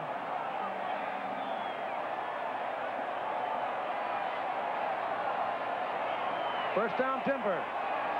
What a frustrating first half for the 49ers. Elway just drops. And the 49ers can do nothing about it. They have no more timeouts. Bill Walsh will talk it over at halftime. We'll be back with our halftime activities after this from our stations. The speedster is back there, number 82, along with Gene Lang, number 33. The Broncos leading the 49ers 14-3. Wershing will put it in play. And Gene Lang will stay in the end zone, and the Broncos will have it at their 20.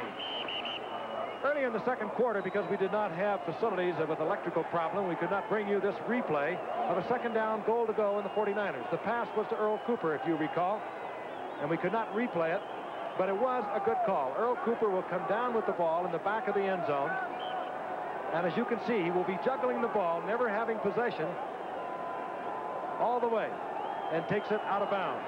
We recorded that in New York, fed it to Denver. Because of our technical problem at the time, we could not bring it to you. First down and 10. The Broncos at their 20-yard line. Elway. Vance Johnson. And the speedy rookie tailback from Arizona with an 8-yard pickup. Out close to the 28-yard line. Vance Johnson is not big. He's 5'11", 174 pounds, but he does have great speed. And literally an all-purpose back at Arizona. I mentioned earlier he was an all-Pac-10 tailback back in 1982 as a sophomore. The Broncos, because of his size, have moved him to wide receiver. On second down and 2, Winder gets about a yard out of it. It'll be third down and short for the Broncos as we look at the first quarter numbers. And fairly close. Denver, however, really took charge defensively. They were especially impressive when the 49ers had a first down goal to go inside the 5-yard line, and they held them for 4 downs. For the 49ers, only 59 yards passing. O.J. touched on it earlier. Last year in their 15-1 season, they were an explosive first quarter and first half team. Such has not been the case this year. Third down, less than a yard. Winder, first down out over the 30-yard line to the 32. Sammy Winder doing all the rough work for the Broncos tonight, as he did a year ago when he went for over 1,150 yards. Missed all of the preseason with an emergency appendectomy, but has come on strong. Leading rusher for the Broncos into tonight, but they utilize 4 backs, perhaps more running backs than any other team in football. They bring them all in there. Will Height, Lang, Sewell, the rookie from Oklahoma. First down, Denver. Elway rifles the pass that Watson can't handle. Defensive coverage there by Eric Wright. Oh, he had something on that one. He had a lot of heat on that one, and Eric Wright did a terrific job staying with the receiver and breaking up that pass. Steve Watson tries to fight away from him and break to the outside, but Wright stays right with him. Look at that. I don't think Eric Wright is concerned with Watson getting deep. Nice defensive play. Hard-hitting game, extremely well played tonight. We've had 1 penalty flag. That's truly remarkable. Here we are in the third quarter, just underway. The Broncos leading the 49ers 14-3. Second down and 10, Denver. Elway tried to get it out to the wide receiver. Vance Johnson unable to come down, and he was shaken up. I'll tell you, this 49er defensive line must have got a tongue lashing at halftime, because on these 2 past plays, it's the first time all night that they put some pressure on Elway. And it was Todd Shell and Dwight Hicks out there to hammer the intended receiver, Vance Johnson. Well, they certainly, speaking of San Francisco defense, they certainly don't look as good as they were last year when they beat the Dolphins in the Super Bowl. Butch Johnson is split to the left as wide receiver. There are 4 of them in there now. Third down and 10. Elway under pressure again. He has to throw it out of the way. And Elway is decked by Dwayne Board just as he releases it. 3 times now. Here in the third quarter, Elway has been pressured. Well, that time Jeff Fuller came with a safety blitz from the outside.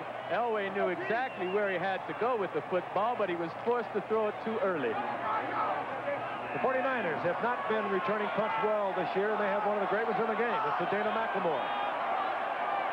Chris Norman to punt for Denver. Norman catches a beauty, hangs it high.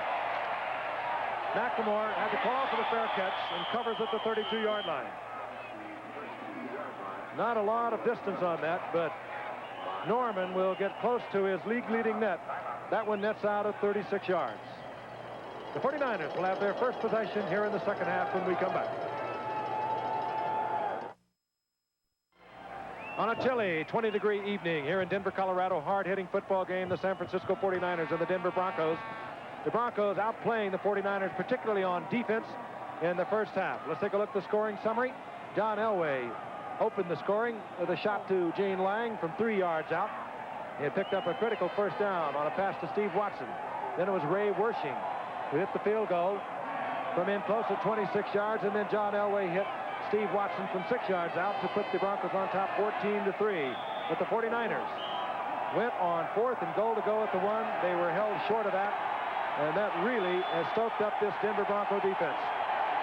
49ers, they have a first down and 10, the ball at their own 32-yard line. 12:39 remaining in the third quarter. Play action. Montana puts it up. It's Mike Wilson. And Wilson holds on to it down at the 21-yard line. Wilson was wide open. He had got inside of Mike Harden. Montana just laid it up, and Wilson ran under it. Right, he got inside of Mike Harden and left of Tony Hill. He split Tony Hill and Mike Harden with a simple go pattern. Nice play action pace by Montana, and he just threw a beautiful pass here. What trajectory. Dropped it right off the top. And if there's any weakness in Joe Montana's game, it is throwing this particular pass. He does not throw it up that Wilson's well. fourth reception of the year gives the 49ers a first down at the 29-yard line. And Craig pounds inside the 20-yard line. He'll get about 6 out of that. It'll bring up a second down and 4, and we're going to pause 5 seconds and allow our stations all along the line to identify themselves. WKRC-TV, Channel 12, Cincinnati. The 49ers dearly would love to put something on the board in this opening possession here in the second half. They trail 14-3. Roger Craig. A lot of room on the outside. Good defensive effort over the left side. Denver Broncos have been playing superb defense, but Roger Craig was able to get outside. Dennis Smith stopping him, but Craig gets the first down. So far this half, the way the 49ers have played on defense and now on offense, Joe, I don't think we would want Jessica Grace or Sidney Brooke to have heard, what Bill Walsh said to these guys. You've been in there, O.J. You played for Bill Walsh in '79. What happened in there? I'm glad my daughter, Joe's daughter, wasn't around to hear it. That's not what I asked. On 1st and 10. Montana, a shot. It's Wilson. Touchdown, Mike Wilson. A few moments ago, he caught only his 4th pass of the season. This is his 5th of the season. And he puts the 49ers well back in it on their first possession here in the second half. And let's look again. A good shot by Montana. Beautifully timed pass play as well, and Montana sticks it right in there where he has to. Tom Jackson is 57. Tom Lilly is 22. Montana and Wilson timed it out beautifully. They had it right between them. Wersching for the conversion.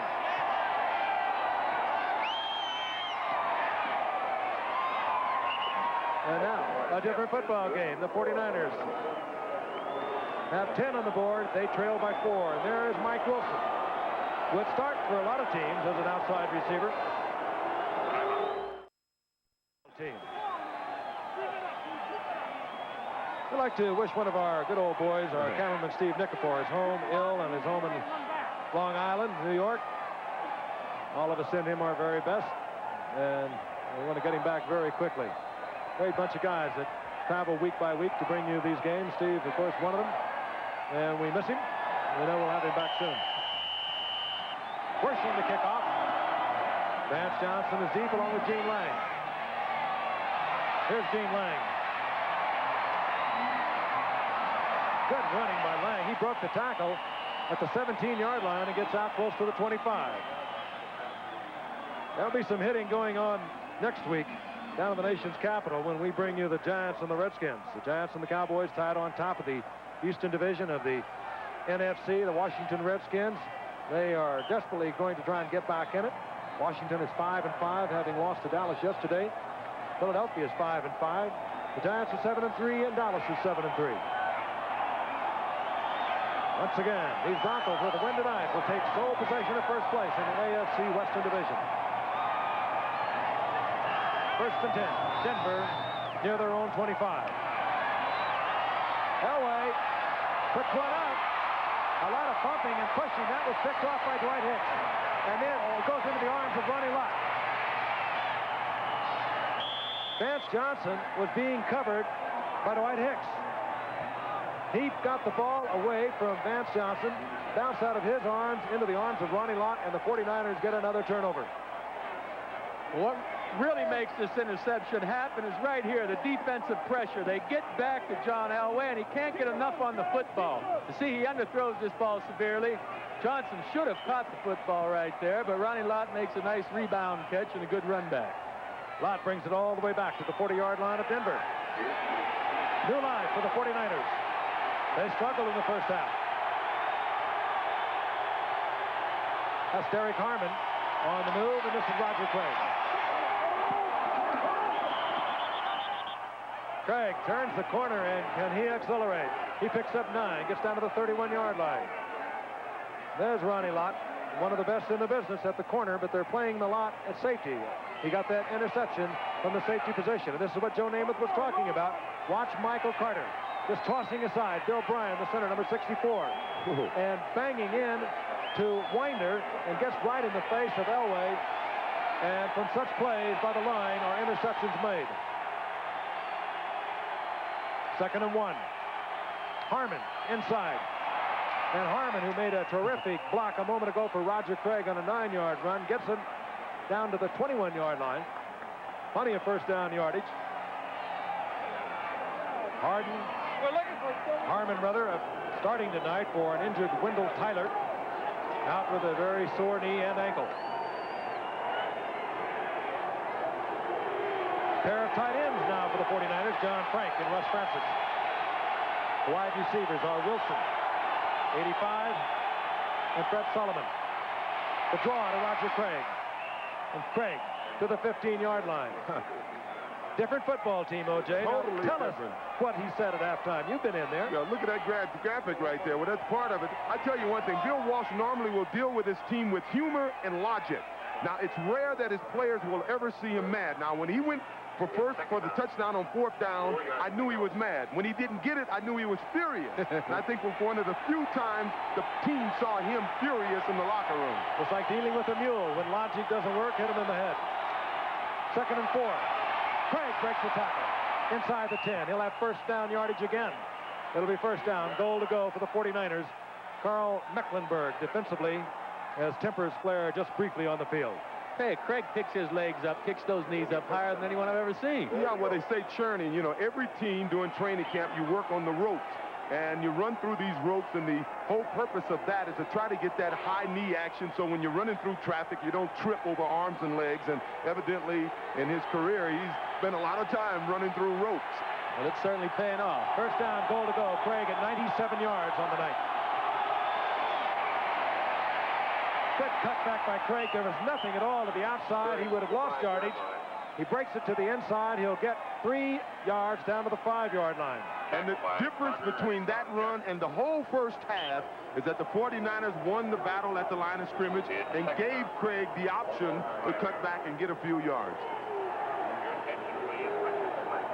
Craig is so consistent. He is, of course, the leader from the line of scrimmage in the NFL through 9 games. But that's only the 2nd time now Craig has gone over 100 yards in his career or has reached 100 yards. The 2nd down, goal to go. That's Francis, 81, on the move. Montana tried to slide it into Dwight Clark.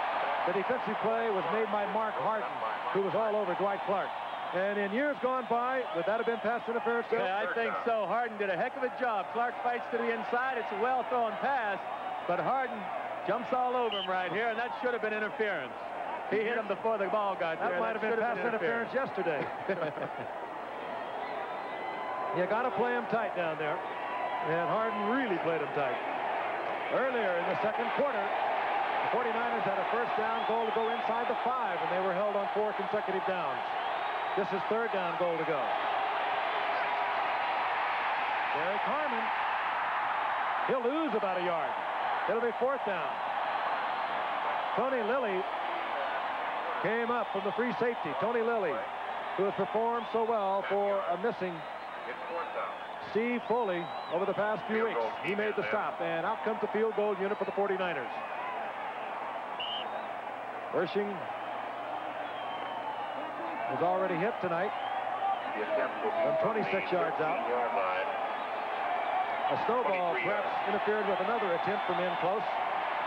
He is also now the all-time 49er scoring leader. Wersching slides, falls, and the 49ers this time do not go on their fourth down, but they close the game to within 1 point with 7:28 remaining in the third quarter. We'll be right back. The 49ers now have been inside the 10-yard line 4 times. They have been able to put on the scoreboard only 6 points. Again, there'll be a long, hard look at the films this week. And credit a strong performance by Joe Collier's defensive unit. They have been superb, deep in their own territory. 49ers, onside kick, and first it was Cooper, but the 49ers have it back. Who's at the bottom of the pile? A flag is down, however. The 49ers grabbed the ball before it went 10 yards. I believe it may have been Dana McLemore. Well, I don't know that that's such a good call. It seemed the momentum of this game has shifted over to San Francisco's side. Now, why give the momentum back to Denver? Dana McLemore came up with the ball. It was Cooper who touched it first. And he had to travel 10 before he could touch it. There are 2 fouls. Illegally touching with a chip by the kicking team and offside by the kicking team. 5-yard penalty, re-kick. And they will re-kick because they did come down with it. Dana McLemore had the possession. Cooper touched it early, but it did not matter because the 49ers were offsides. And I'll tell you, that is a funny kind of a call, because if it does not work, you give Denver all kinds of opportunity right at midfield. That's right. You take away the momentum that you built in this second half. Hey, you know, sometime a game will reach the point where, like a fight, it's a street fight. And I think Bill Walsh saying, okay, you want to play? You want to play rough? Well, let's just go and play some football. They're doing everything out here tonight. Yeah, but Bill doesn't have to get out on the field, you see. Well, he's going to get the heat when it's over. What that graphic leaves out are 2 Super Bowl champions after the '81 season. And, of course, this past year in Super Bowl 19 over Miami. 5-yard penalty, and Wersching will put the ball in play from the 30-yard line. And Vance Johnson and Gene Lang move up to their 5-yard line.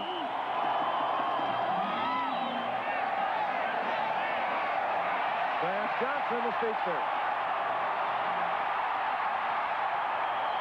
Johnson with a fine return out to the 34-yard line. Freddie Solomon working on the special teams for the 49ers made the stop.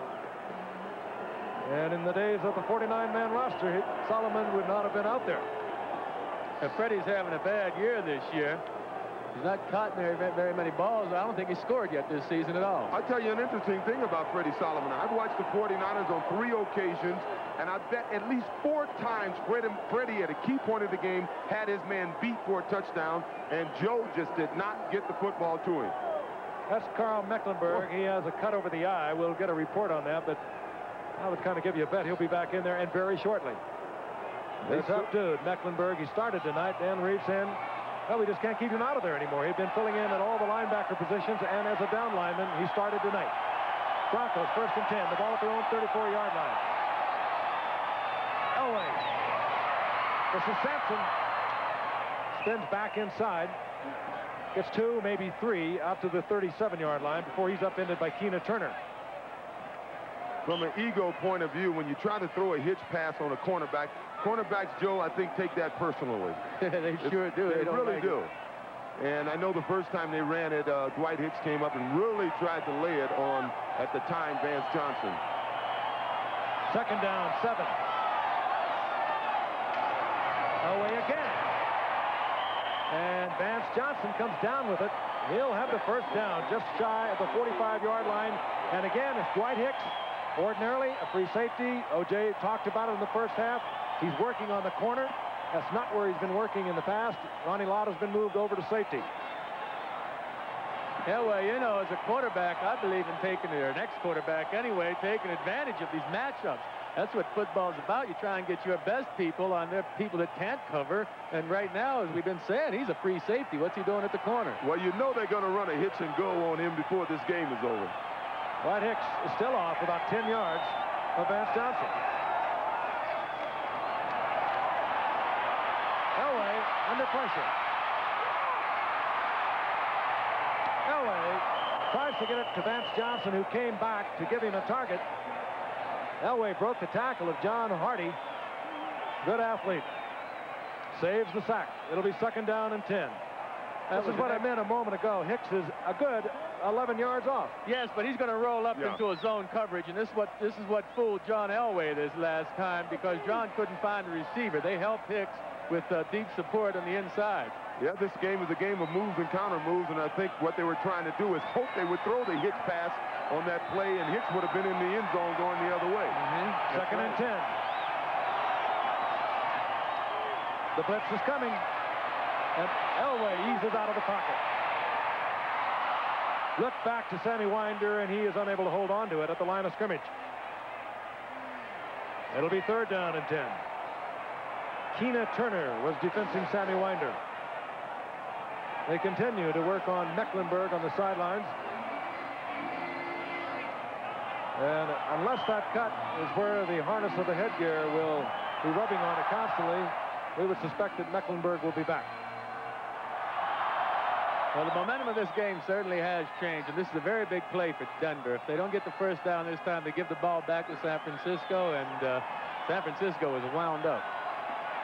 Watson and Sampson are split to the right. Vance Johnson is in the slot to the left. Elway has a wide open field. And Elway is hit again as he went out of bounds by Keena Turner, but he has a first down yardage. I thought he was hit a little late that time.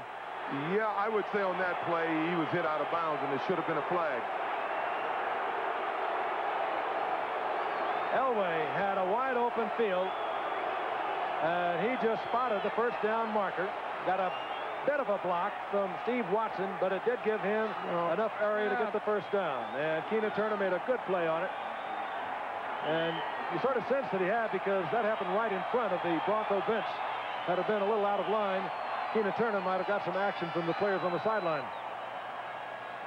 5:31 remaining in the third quarter. 1-point ball game. The Broncos over the 49ers 14-3. The first down is near the 44-yard line of the 49ers. Sammy Winder, and he turns right into Ronnie Lott. And he's down at the line of scrimmage. It'll be second down and 10. Once again, college football coming your way this weekend. What a big one we have for you. It'll begin at 3 o'clock Eastern time with college football today. But undefeated and number 1 ranked Penn State will take on the Fighting Irish of Notre Dame. And that should be a beauty. Will Paterno, the Nittany Lions on top once again. Some parts of the country will watch Auburn against Georgia, so check the listing for the game in your area. Penn State looking for a national championship. Second and 9. Elway with a lot of time. Fires a shot, and he fires it complete. It goes to the tight end, Clarence Kay. He's a great blocker. He has sure hands, and when Elway goes to the tight end, Joe, you better have sure hands, because he put something on it. He has a lot of heat on his passes. Clarence Kay from Seneca, South Carolina, was an outstanding blocker in college. He didn't catch many passes at Georgia, but he shows he has good hands right here. First reception of the night, his 15th of the season. They think he is one of the best blocking tight ends in football. And he gives Denver a first down. to the 27-yard line. Wilhite is in there at setback now for the Broncos, number 47. Here comes the blitz. Elway gets it crossed up with the rookie Vance Johnson, and I think the way you saw Vance Johnson grab his head, you knew who was responsible. That is exactly right. They both should have read it, Joe. You know that. The blitz was on. He should have been a fly. Right. He ran about 10 yards, and then he hesitated and stopped, and John didn't read it. I'm sure John wasn't expecting that, and that you might have to point the finger at the rookie in that case. Second down and 10. 4:04 remaining in the third quarter. Broncos at the 27-yard line of the 49ers. Gene Lang to the 10-yard line.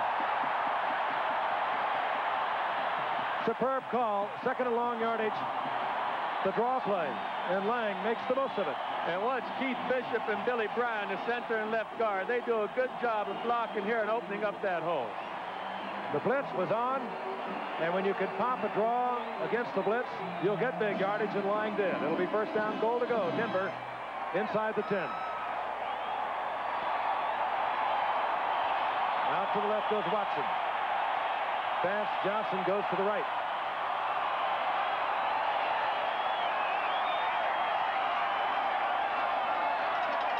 Wilhite.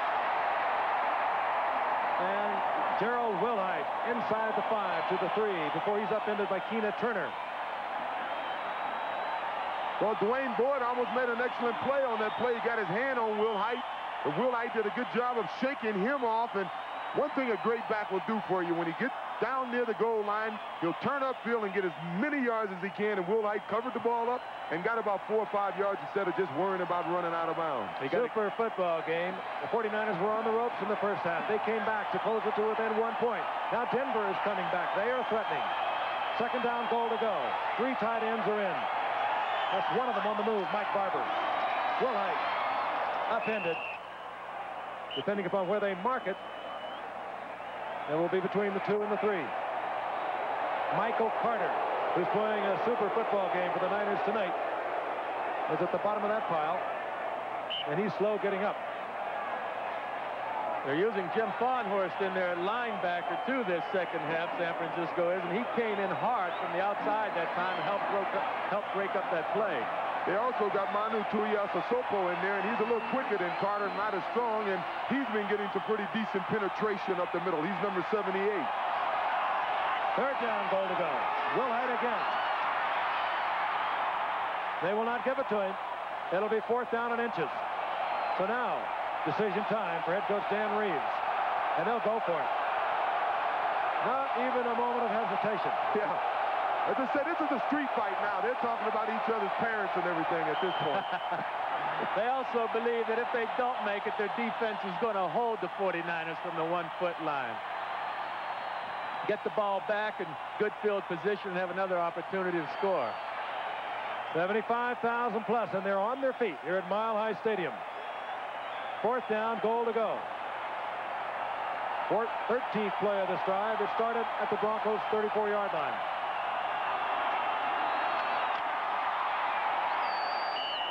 I don't believe he made it. No, they'll mark it inside the 1, but now the 49ers have held. Broncos had a first down, goal to go inside the 10. Well, now it seems as if we're looking at two teams that were, one was 13-3 and the other one was 15-1 last year, and it appears to be that type of game right now. It has been back and forth, and it's a 1-point ball game with 1:03 remaining in the third quarter. We'll be back at Mile High Stadium in a moment. Their feet and chanting defense. Montana fires from the end zone, hanging it up for Rice. And Rice and Harden collided. There are no flags. Yeah, but I like the idea of throwing the football back here. As long as he has protection, they don't get the holding penalty in the end zone for the safety. He had a chance for the 99-yarder here. If they don't bump, I think Rice probably would have got it. He does not have exceptional speed. He has good speed, and Montana had it there. Montana may come right back with about a 15-yard out pattern to this side. Second down and 9.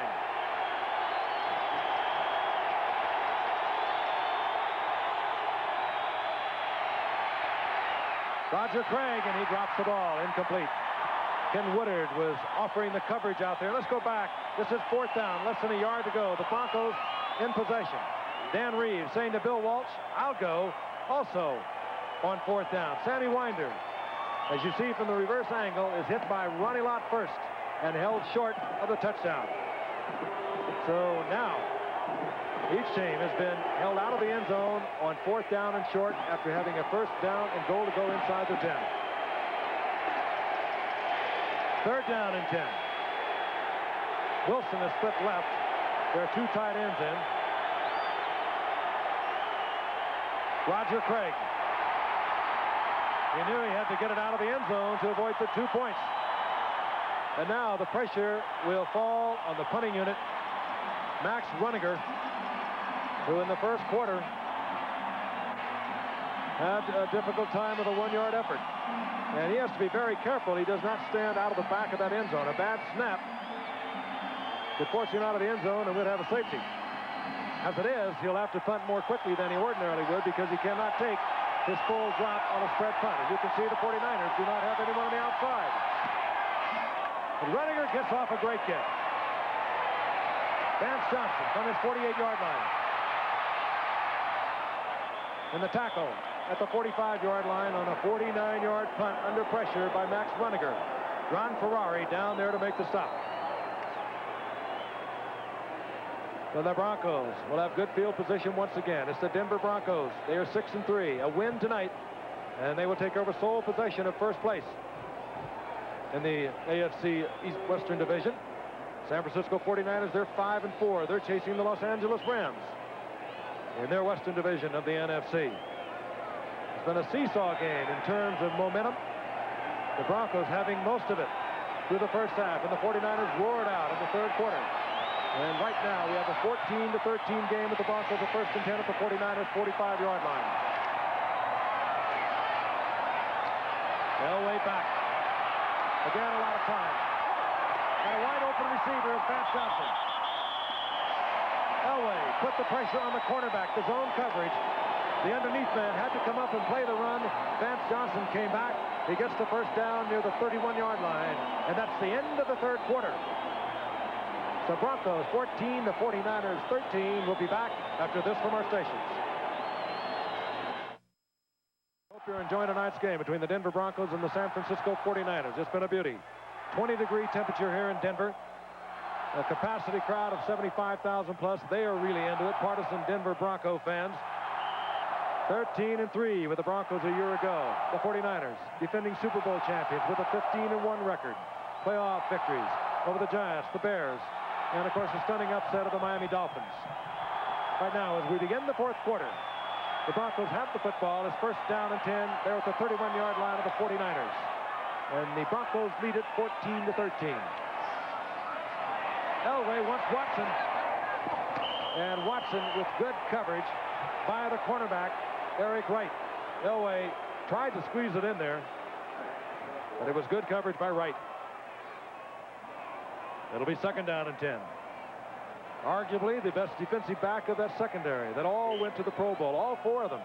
Eric Wright went to the Pro Bowl a year ago because the Giants, Mike Haynes, couldn't go because of an injury. At one point, Ronnie Lott said he wasn't going to go after he was elected if Eric Wright didn't go.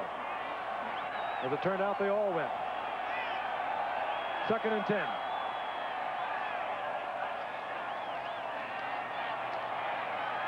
Elway hit as he releases the ball. It was Dwayne Board coming all the way around and really popped Elway. It'll bring up 3rd down and 10. But Board is injured, it appears. Very slow getting up. Well, Board is one of the few defensive players on this 49er team that really never leaves the football field, and I just think he's a little tired right now. It's been a brutal football game. It really has, in 20-degree temperature. We have been told that Sammy Winder will not return. A bruised right hip. 1,000-yard rusher of a year ago for the Broncos. Who had a good first half, and early into the 3rd quarter was running well. Dave Stutter, the left tackle, is out of the lineup for the Broncos. 3rd and 10.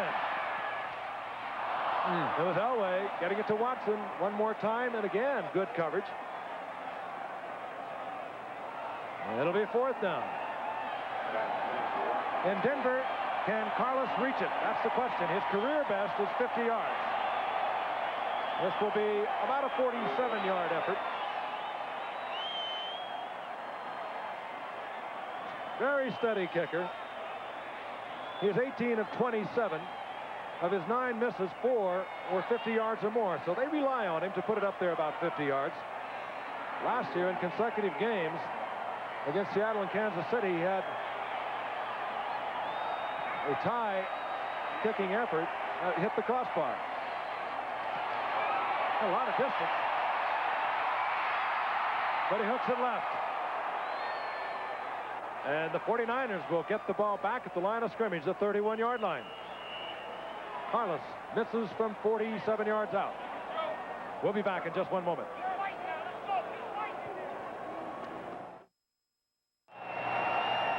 You earn it all in this game of pro football. That's Mecklenburg. Perhaps 8 or 10 minutes ago. He's back in the lineup, a big patch. I don't know how they'll avoid the helmet from coming down and ripping that open once again, but he's back in the lineup.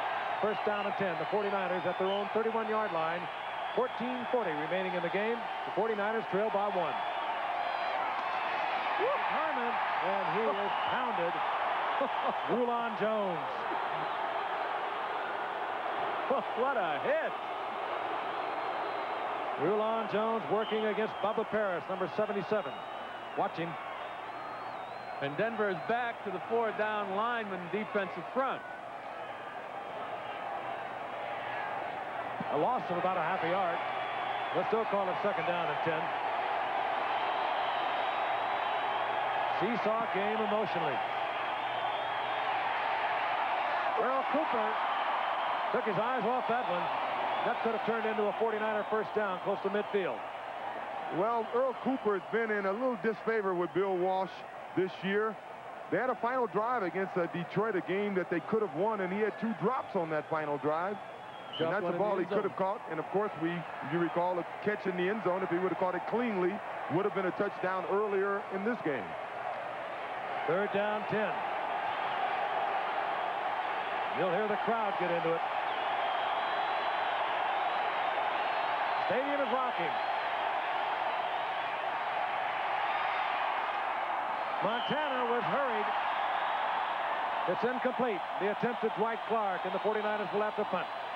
Very often say it that the defensive front doesn't have to tackle the quarterback with the ball as long as they can put pressure on him. Hurry him, make him throw the pass before he's ready, before his receiver's ready. And look at Mecklenburg. He's in his face after seeing his own blood. I know if I saw my own blood, I may not have played as hard. Runninger to punt. Vance Johnson is back for Denver. Not a good kick. High, does not turn over. And it takes a Denver bounce and immediately killed at the 41-yard line. But Denver now has it in good field position on a 29-yard effort from Max Runninger. A reminder, tonight on Nightline, veterans claim U.S. servicemen exposed to nuclear fallout have been forgotten by the government and charged that exposure caused cancer. That's tonight on Nightline, following your late local news and, of course, very timely here on Veterans Day. John Elway comes out. 1st down and 10, the Broncos. I remember the one time I busted my head and was blood, and the trainer told me it wasn't too bad. I say, hey, you give me a mirror. You let me look at it. Willite to set back. Sammy Winder will not be back tonight. A bruised right hip. Willite running well out over the 45-yard line. He'll get 4 out of it. It'll be 2nd down and 6. Jim Fonhorst, that linebacker, was over there to make the stop. Brother of Keith Fonhorst, the offensive tackle, who had a little bit of a run-in with Bill Walsh last week when he didn't start against Philadelphia. They opened with Guy McIntyre. That upset Keith Fonhorst. He missed a day of practice. Those kinds of things happen when you're about 500 midway through the season. We're 2nd down and 6.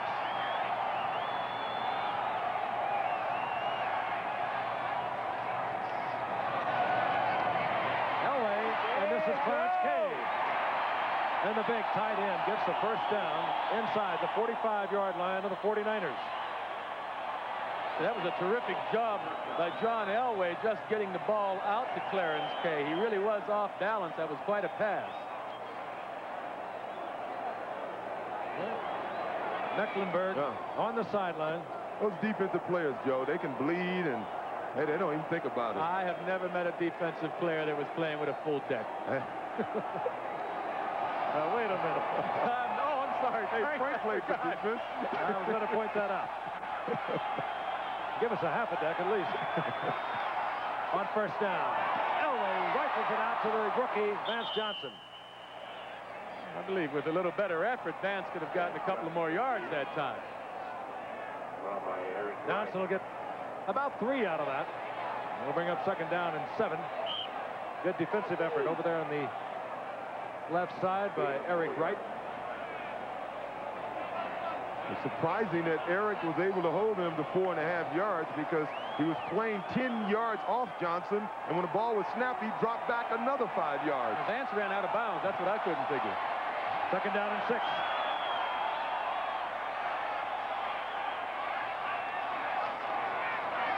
Willite to the 38-yard line.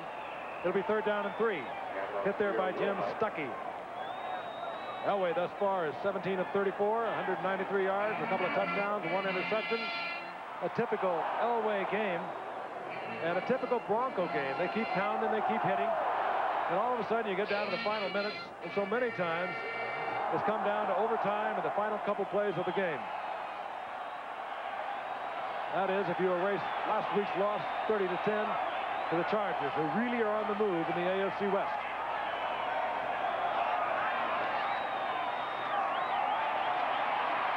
Elway, a lot of time, but a great defensive play. Eric Wright, they say with the 49ers that he's the best man-to-man defensive back on the team, and you saw a good example of it there. We saw it in the Super Bowl. This is absolutely brilliant. He had to catch Clint Sampson. Well, one of the reasons you don't hear his name so much is that they just don't throw to his side. They rather try Ronnie Lott or Hicks or any of the other guys. They tend to stay away from Eric Wright. Some people felt like he's having an off year since he only has 1 interception on the season, but watching him tonight, he sure looks like he's playing a good game to me. Chris Norman is on to punt. Looking for the left sideline. And they walk it off, and Norman gets a beauty. They mark it close to the 3-yard line. 10:49 remaining in a hard-hitting football game. The 49ers and the Broncos. Key inter-conference game for both these ball clubs, and we'll be back with more action in a moment. Percentage game Montana has ever had. A few weeks ago against New Orleans, he passed for 46%. That was the previous low. And a few weeks before that, he destroyed Atlanta with 37 of 57 and 65% and 5 touchdowns. This is a very fickle game. From the 4-yard line, first and 10 49ers. Wide open is Russ Francis. Francis sprawls out over the 25 to the 27 for a 49er first down. Was he ever open? We were wondering earlier what happened to the 49er tight ends, huh, Joe? That's right. Hadn't heard his name all night. He didn't catch a pass all night either. Clock continues to move, heading down to 10 minutes here in the 4th period. 49ers desperately need this one to stay within 2 of the Los Angeles Rams in the Western Division of the NFC. Montana rushed again. Fires and fires it complete. Short of first down yardage is Dwight Clark. It'll be second down and 2. This telecast is presented by the authority of the National Football League. It's intended for the private use of our audience. Any rebroadcast or other use of this telecast without the express written consent of the National Football League is prohibited.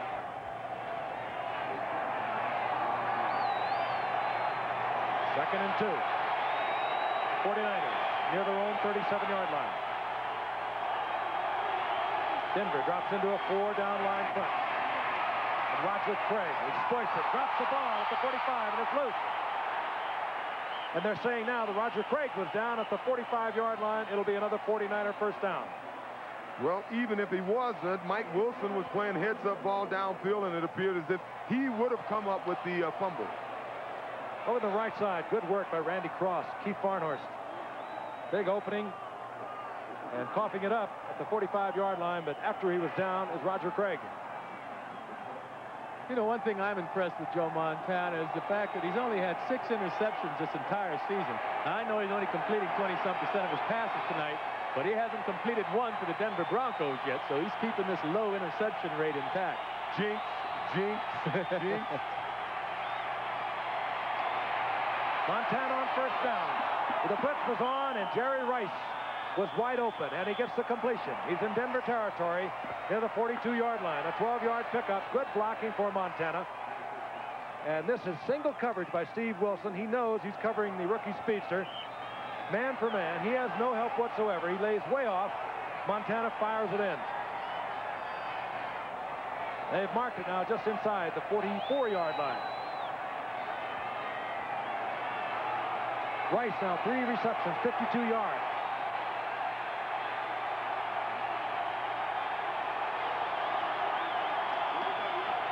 First down pass again, and again intended for Rice. Louis Wright was the defender. And like his counterpart, Eric Wright, on the Broncos, they stay away from Louis Wright, and they've been doing it for 11 years. He's a great defensive cornerback. Yeah, he's covered like he's really covered here, so Joe just simply does throw the ball away. But I would be throwing the other way towards Steve Wilson. Steve Wilson's not their regular starter. Mike Harden is, and Harden's not in the game. Why not throw at the second stringer or the backup guy? Defensive backs are getting a major break in 1985. Yeah, on that last play, he turned his head around, put his hand up, and ran into the receiver. Not much they can't do anymore. I don't think, however, that ball was even catchable. Freddie Solomon's in the game. 2nd and 10. Roger Craig. Flag is down. One of the rare ones we've seen tonight as Craig saved a loss, gets to the outside, and picks up a couple of yards. And the preliminary indication is that it will be against the 49ers and holding. Quiet night for Gene Tunney, or rather Jim Tunney and his crew. Only the 2nd penalty of the night.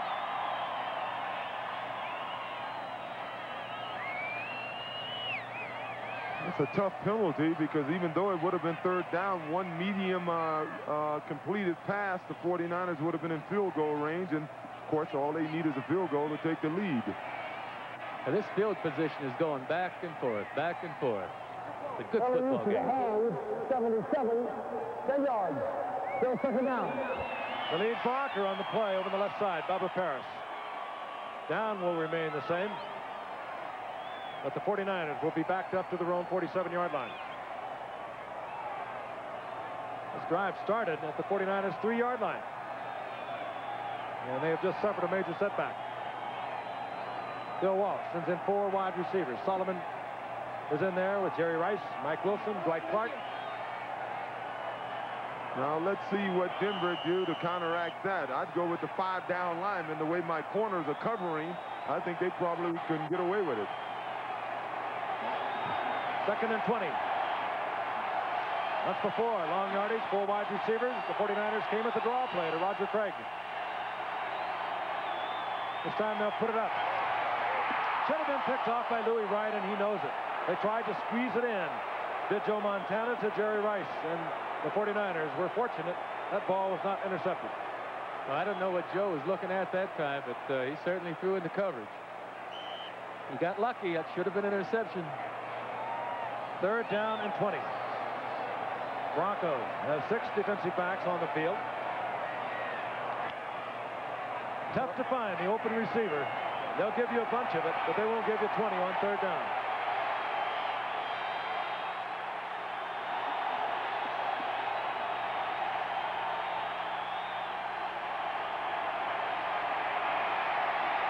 Montana throws underneath, and Harmon is hit just as he catches the ball at the 45-yard line. Well short of a possible first down. Steve Foley is there defensively on this very first day after being activated only this afternoon. Foley missing much of the early going with a dislocated shoulder. Runninger out once again for the 49ers. Gerald Wilhite is back for Denver. Fair catch called for by Wilhite, and a good move by Wilhite out of the 18-yard line. Denver gets it back. with a 1-point lead with 7:16 remaining in the game. We'll be back at Mile High Stadium in Denver in just a moment.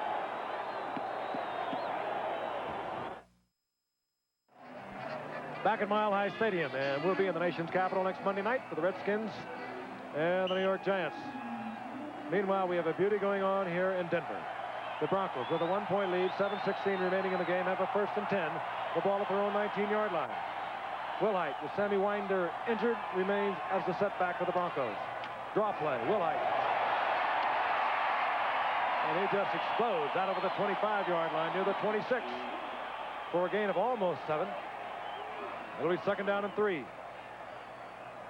Coming into tonight, Wilhite had only carried the ball 21 times, as Winder had done most of the work through the first half of the season. Only had 79 yards into tonight's game, did Gerald Wilhite. 2nd down, a long 3, and they are going to attend to James Wright, the big tight end, being helped off the field. And we're set to go. Elway, 17 of 35, 193 yards, a couple of touchdowns, 1 interception. And he has made the big plays when he's had to make them.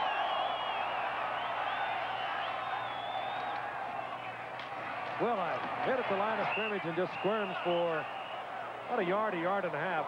Short of the 1st down, it'll be 3rd down and a long 1 in the arms of Michael Walter. Well, you can tell by those last 2 runs that if Wilhite was given the opportunity to run the ball more often, he would be a very effective runner. He was obviously before Sammy Winder came here, but normally they'll put him in the game doing passing situations, and that's why he hasn't carried the ball that much. Wilhite was a former 1st-round draft pick back in '82. Winder was a 5th-round draft pick in '82 also. They did well in the '82 draft. 3rd down and 1. Elway had to hurry, tried to get it to Mike Barber. Todd Shell was pressuring him, and down he went just as he delivered the ball. And the 49ers will get it back. I don't believe that. I thought Barber got knocked to the ground that time. It looked like pass interference to me. That was a great defensive effort by the San Francisco 49ers. What that just accomplished, I think it's going to give them good field position here. And time is winding down. We only have 5:41 left. Now, we're not going to get a look at Barber. That's Todd Shell, number 90. But there, he's on the ground. What is this? It was Elway just having to throw it. Norman to punt. Dana McLemore was at the 49ers 30-yard line. He'll have to settle back to the 25.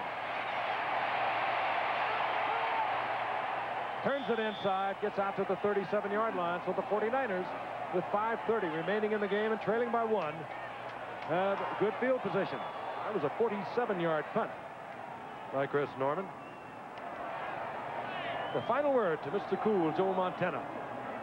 Well, this is normally, we're getting down to showtime for the 49ers. The difference between this year's team and previous teams is at this time in the game, this is when the 49ers were at their best. They just wanted the ball last. They thought they could win. They've made crucial mistakes this year on final drives that has cost them football games. 5:30 remaining. Plenty of time. Montana checks off to Roger Craig. Roger Craig breaks the tackle. And he'll have a 1st down near midfield. Ken Woodard was right out there with him. He had great position on Roger Craig. And Roger Craig is just one exceptional football player. He pulls right out of the arms of Ken Woodard. Well, Joe Montana's a little late. He wanted to go to Freddie Solomon, who was open on a slant pattern.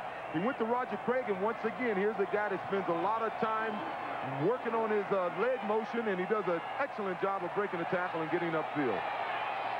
Roger Craig is not hurting himself in his NFL leading yards from scrimmage tonight. He has 128 yards receiving and rushing. On 1st down. Montana. Bryce is wide open. And the rookie 1st-round pick out of Mississippi Valley State will have another 49er 1st down at the 33-yard line. The 49ers are on the move. We're going to pause 5 seconds and allow our stations to identify themselves. WKRC-TV, Channel 12, Cincinnati. We hope you've been with us, but if you have not, an important game for the 49ers, 5-4 in the Western Division of the NFC. A key game for Denver, 6-3. They could take sole possession of the lead in the Western Division of the AFC. With 5:16 remaining, the 49ers trail by 1 point in a seesaw game. It is 14-13 Denver. Roger Craig works the middle. Squeezes out a couple. It'll be 2nd down and 8 at the 32-yard line.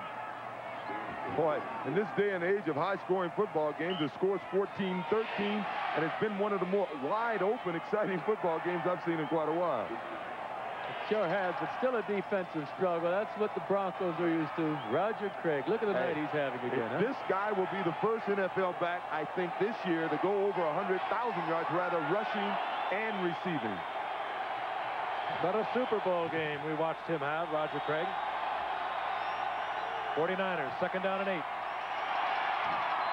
Montana looking to Mike Wilson. He should have been underneath was Russ Francis wide open. Jumping up and down. He should have been looking for Russ Francis.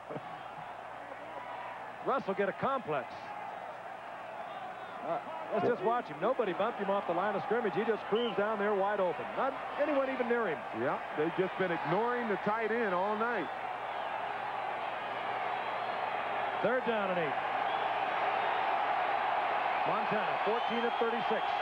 218 yards, 1 touchdown.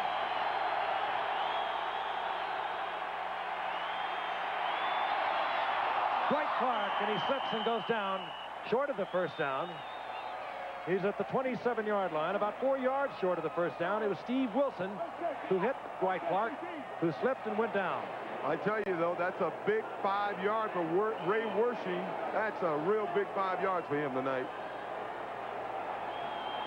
Wersching has hit earlier tonight from 26 yards out and from 22 yards out. He is not having a Ray Wersching year.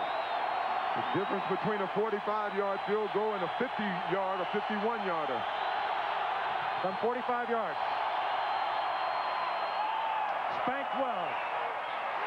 And the 49ers, for the first time tonight, have taken the lead. And look at that bench. They're all coming out on the field. Let me tell you, if that ball was from 50 yards, it wouldn't have made it.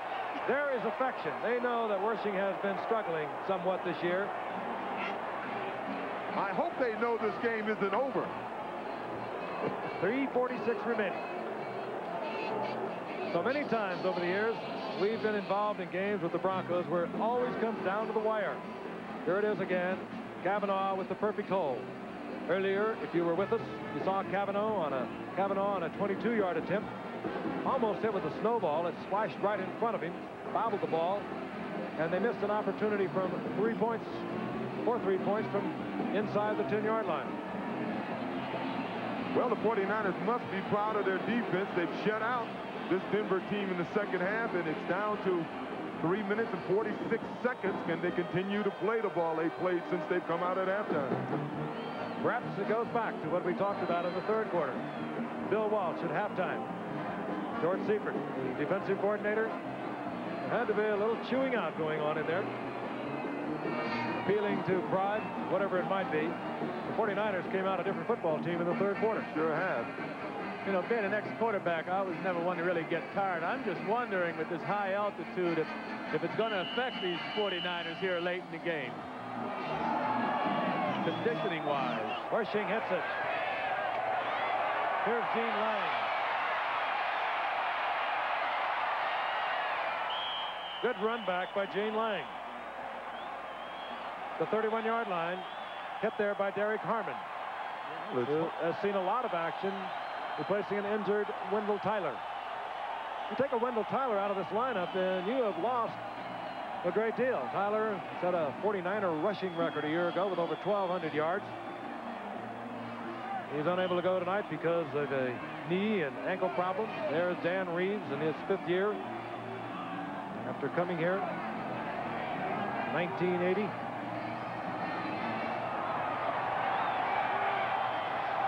First down, Denver. For the first time tonight, they trail. They trail by 2.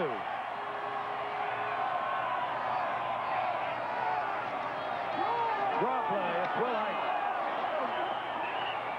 He'll get a yard. One would have to suspect that Danny Reeves Wanted to come early with the draw, keep that defensive line honest, make them think somewhat about the run as we look at Roger Craig on the sideline. Certainly Mr. 49er in 1985. Joe, do you think they're in a 4-down situation now? I mean, the clock is running down. There's almost just 3 minutes to go in the game. Do you think they'll give the 49ers the ball again? I'd have to wait until after this series, but I believe you got a point there. This is a 4-down situation. They're getting mighty close to it. There was movement, and it could have been Denver. Yeah, Juice, we're down to 49ers moved in unison.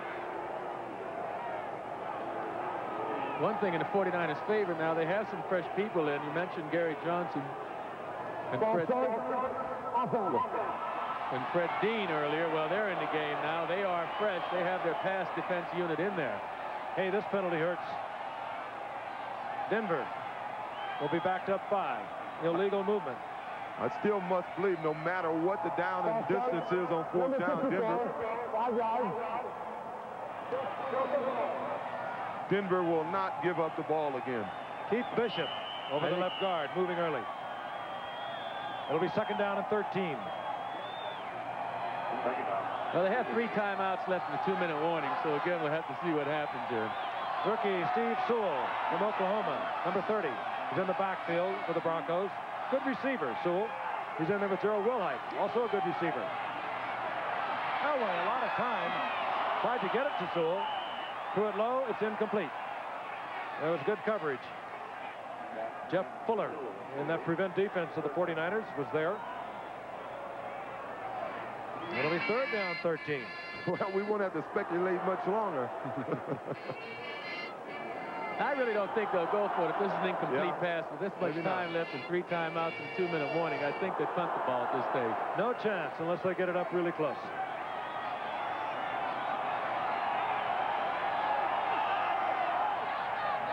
Third and 13.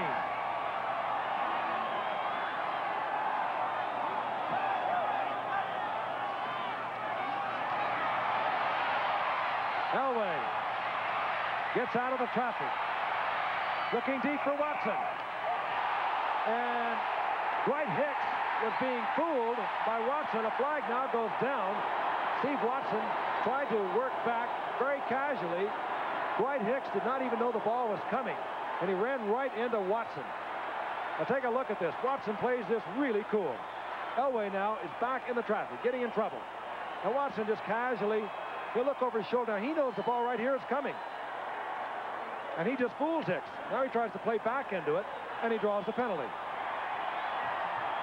I didn't see much of the penalty. I still didn't see the penalty. I still don't see it. He didn't have his hands up. And Watson wasn't even going for the ball. Watch it from the reverse angle. Now, I don't see him putting his hands up in the guy's face. And he's got his hands in there on the jersey. Watson made a really good move. Had Hicks thought that ball was coming, he could have turned around and intercepted it. Watson had him fooled all the way.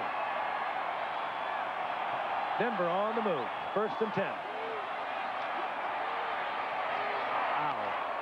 Vance Johnson tries to one-hand it, and he pays for it. Well, Juice, you can bet they're not going to punt now. I'm a little surprised they're throwing the ball now. Now that they're in field goal range, I think I'd be running the ball, trying to force the 49ers to use up some of their timeouts. And, hey, I'm in field goal range. I can go ahead with a field goal. Yeah, but it's a 47-yard kick at this point. Carlos's field goal range. Yeah. I can assure you that. His career best is 50 yards. Well, 3 runs, and they, hey. You're right. Clock stop at 2:21. But they'd still really rather get the first down, right? 2:21, you know, if they don't get the first down, they're going to give plenty of time for San Francisco to come back and score 2. So that's really what they're thinking. They want to get 7. Elway calls timeout. So the Broncos are down to 2. Broncos want no mistakes down here.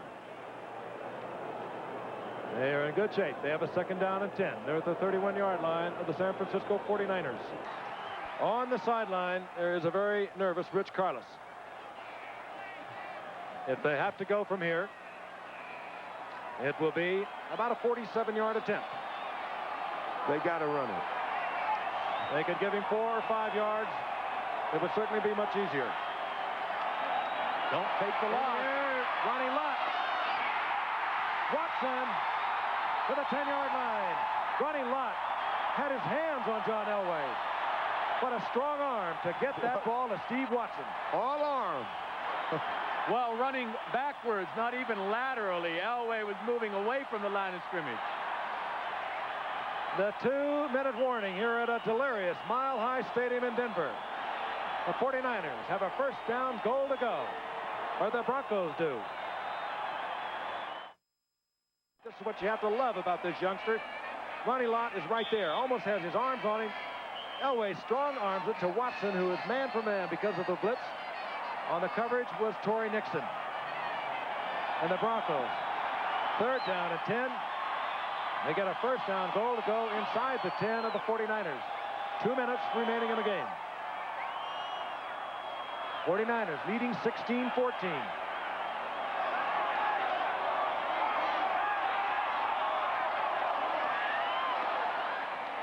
Wilhite.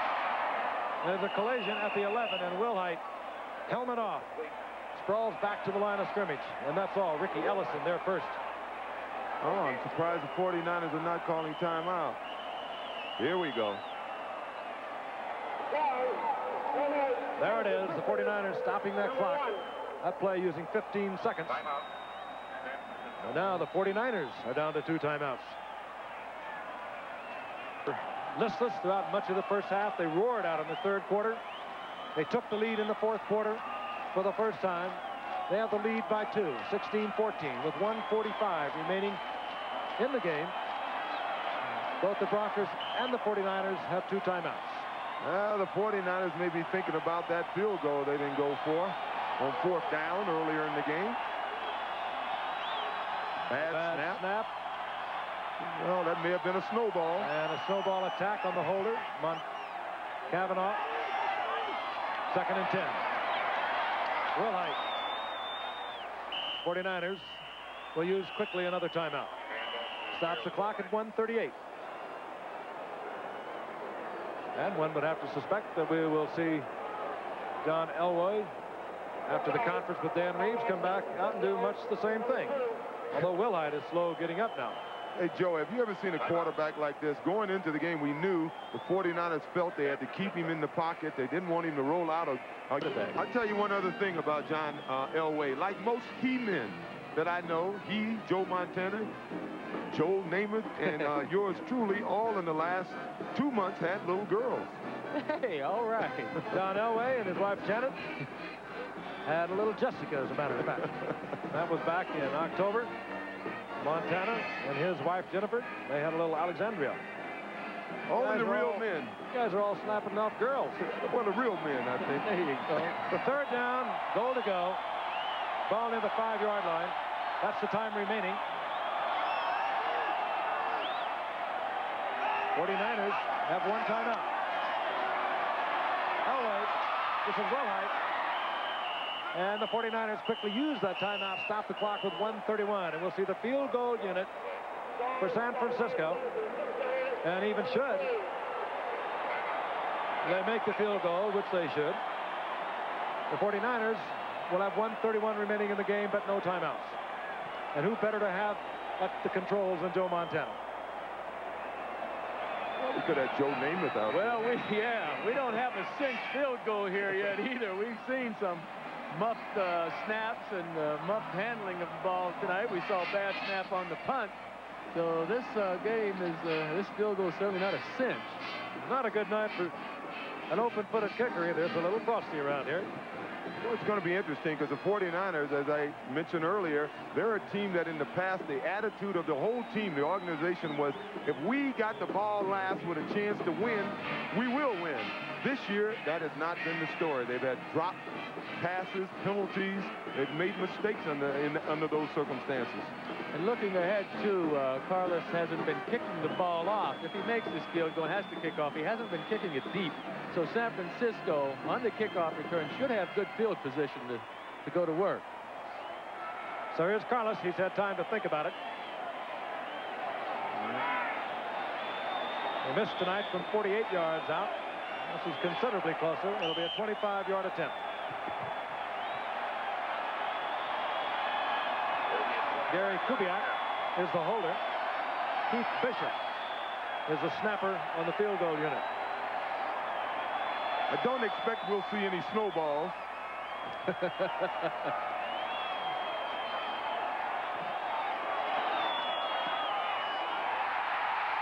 Broncos retake the lead. Good as gold. Leaving nearly a minute and a half for the 49ers.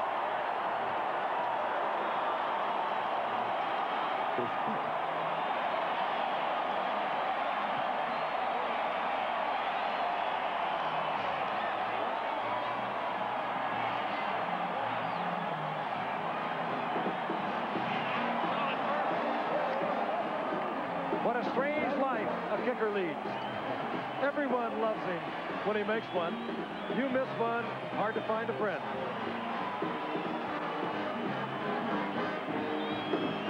And for Montana, 1:27 officially on the clock. He has no timeout.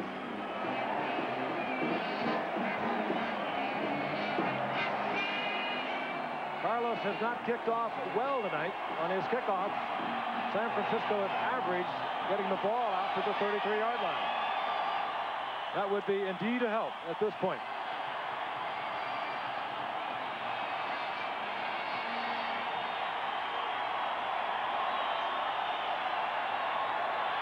Carl Monroe, number 32, Derek Harmon are deep.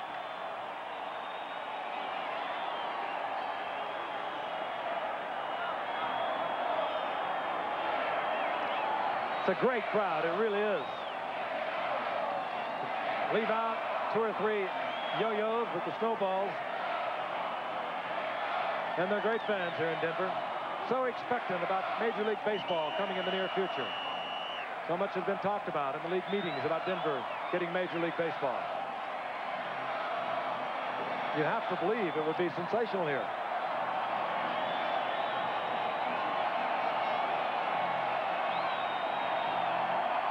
Carlos. A beautiful kick by Carlos. And Monroe thought about it, but that ball was too high. There could be no wedge formed, so Monroe probably made the right decision. Carlos, meanwhile, got hit. He was over on the left side, and the Denver Bronco players out on the field complaining bitterly. I did not see what happened. But Carlos, twice now, has been flattened on various plays. Well, that was certainly a clutch kickoff. The man had to get a ball in the end zone. This was the time for him to do it. Once earlier tonight, it was Carlos who saved perhaps a long 49er return at midfield when he tackled Carl Monroe. And they continue to look at Rich Carlos. He says, hey, man, I'm a kicker.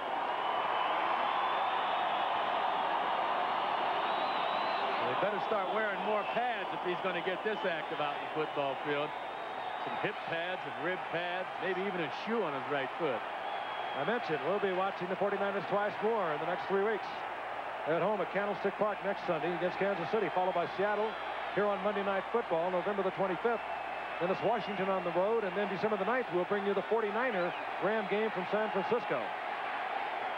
Well, the 49ers obviously would like to get the ball to their outside guys so they can get out of bounds, but I have a feeling, Joe, if they're going to move the ball down the field, they're going to find Russ Francis or someone who's lining up in that tight end position. And we mentioned earlier, who better to have back there at quarterback than Joe Montana. Maybe Dan Fouts. Fouts is one of the best in the game as well. First and 10. Draw play. Roger Craig. The play has been called. Of course, the next play, there will be no huddle. Mecklenburg, by the way, made that stop. What a game he's played tonight. Final seconds ticking down.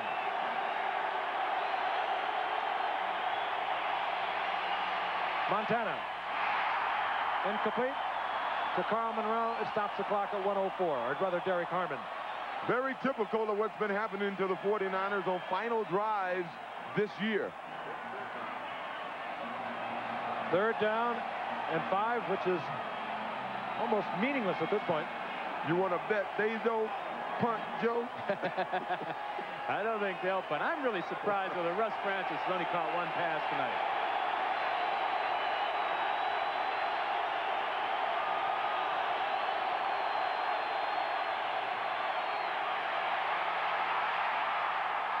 Harmon again, and down goes Harmon. Ken Woodard defensively was there, and we perhaps are down to the last 49er down. There's a loss on the play at 3. It'll be 4th down and 8. And the clock continues to tick. And they better hurry up or they may not get that 4th down play off. Bernie Shavers wouldn't give him the ball.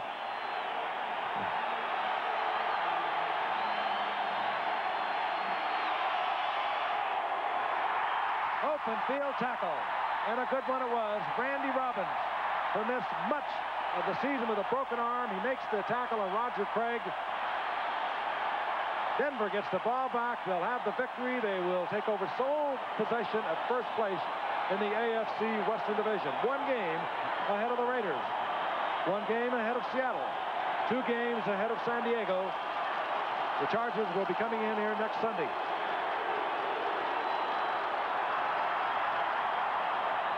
Hard-hitting game. We hope you were with us throughout the contest. It was a beauty. Denver defeats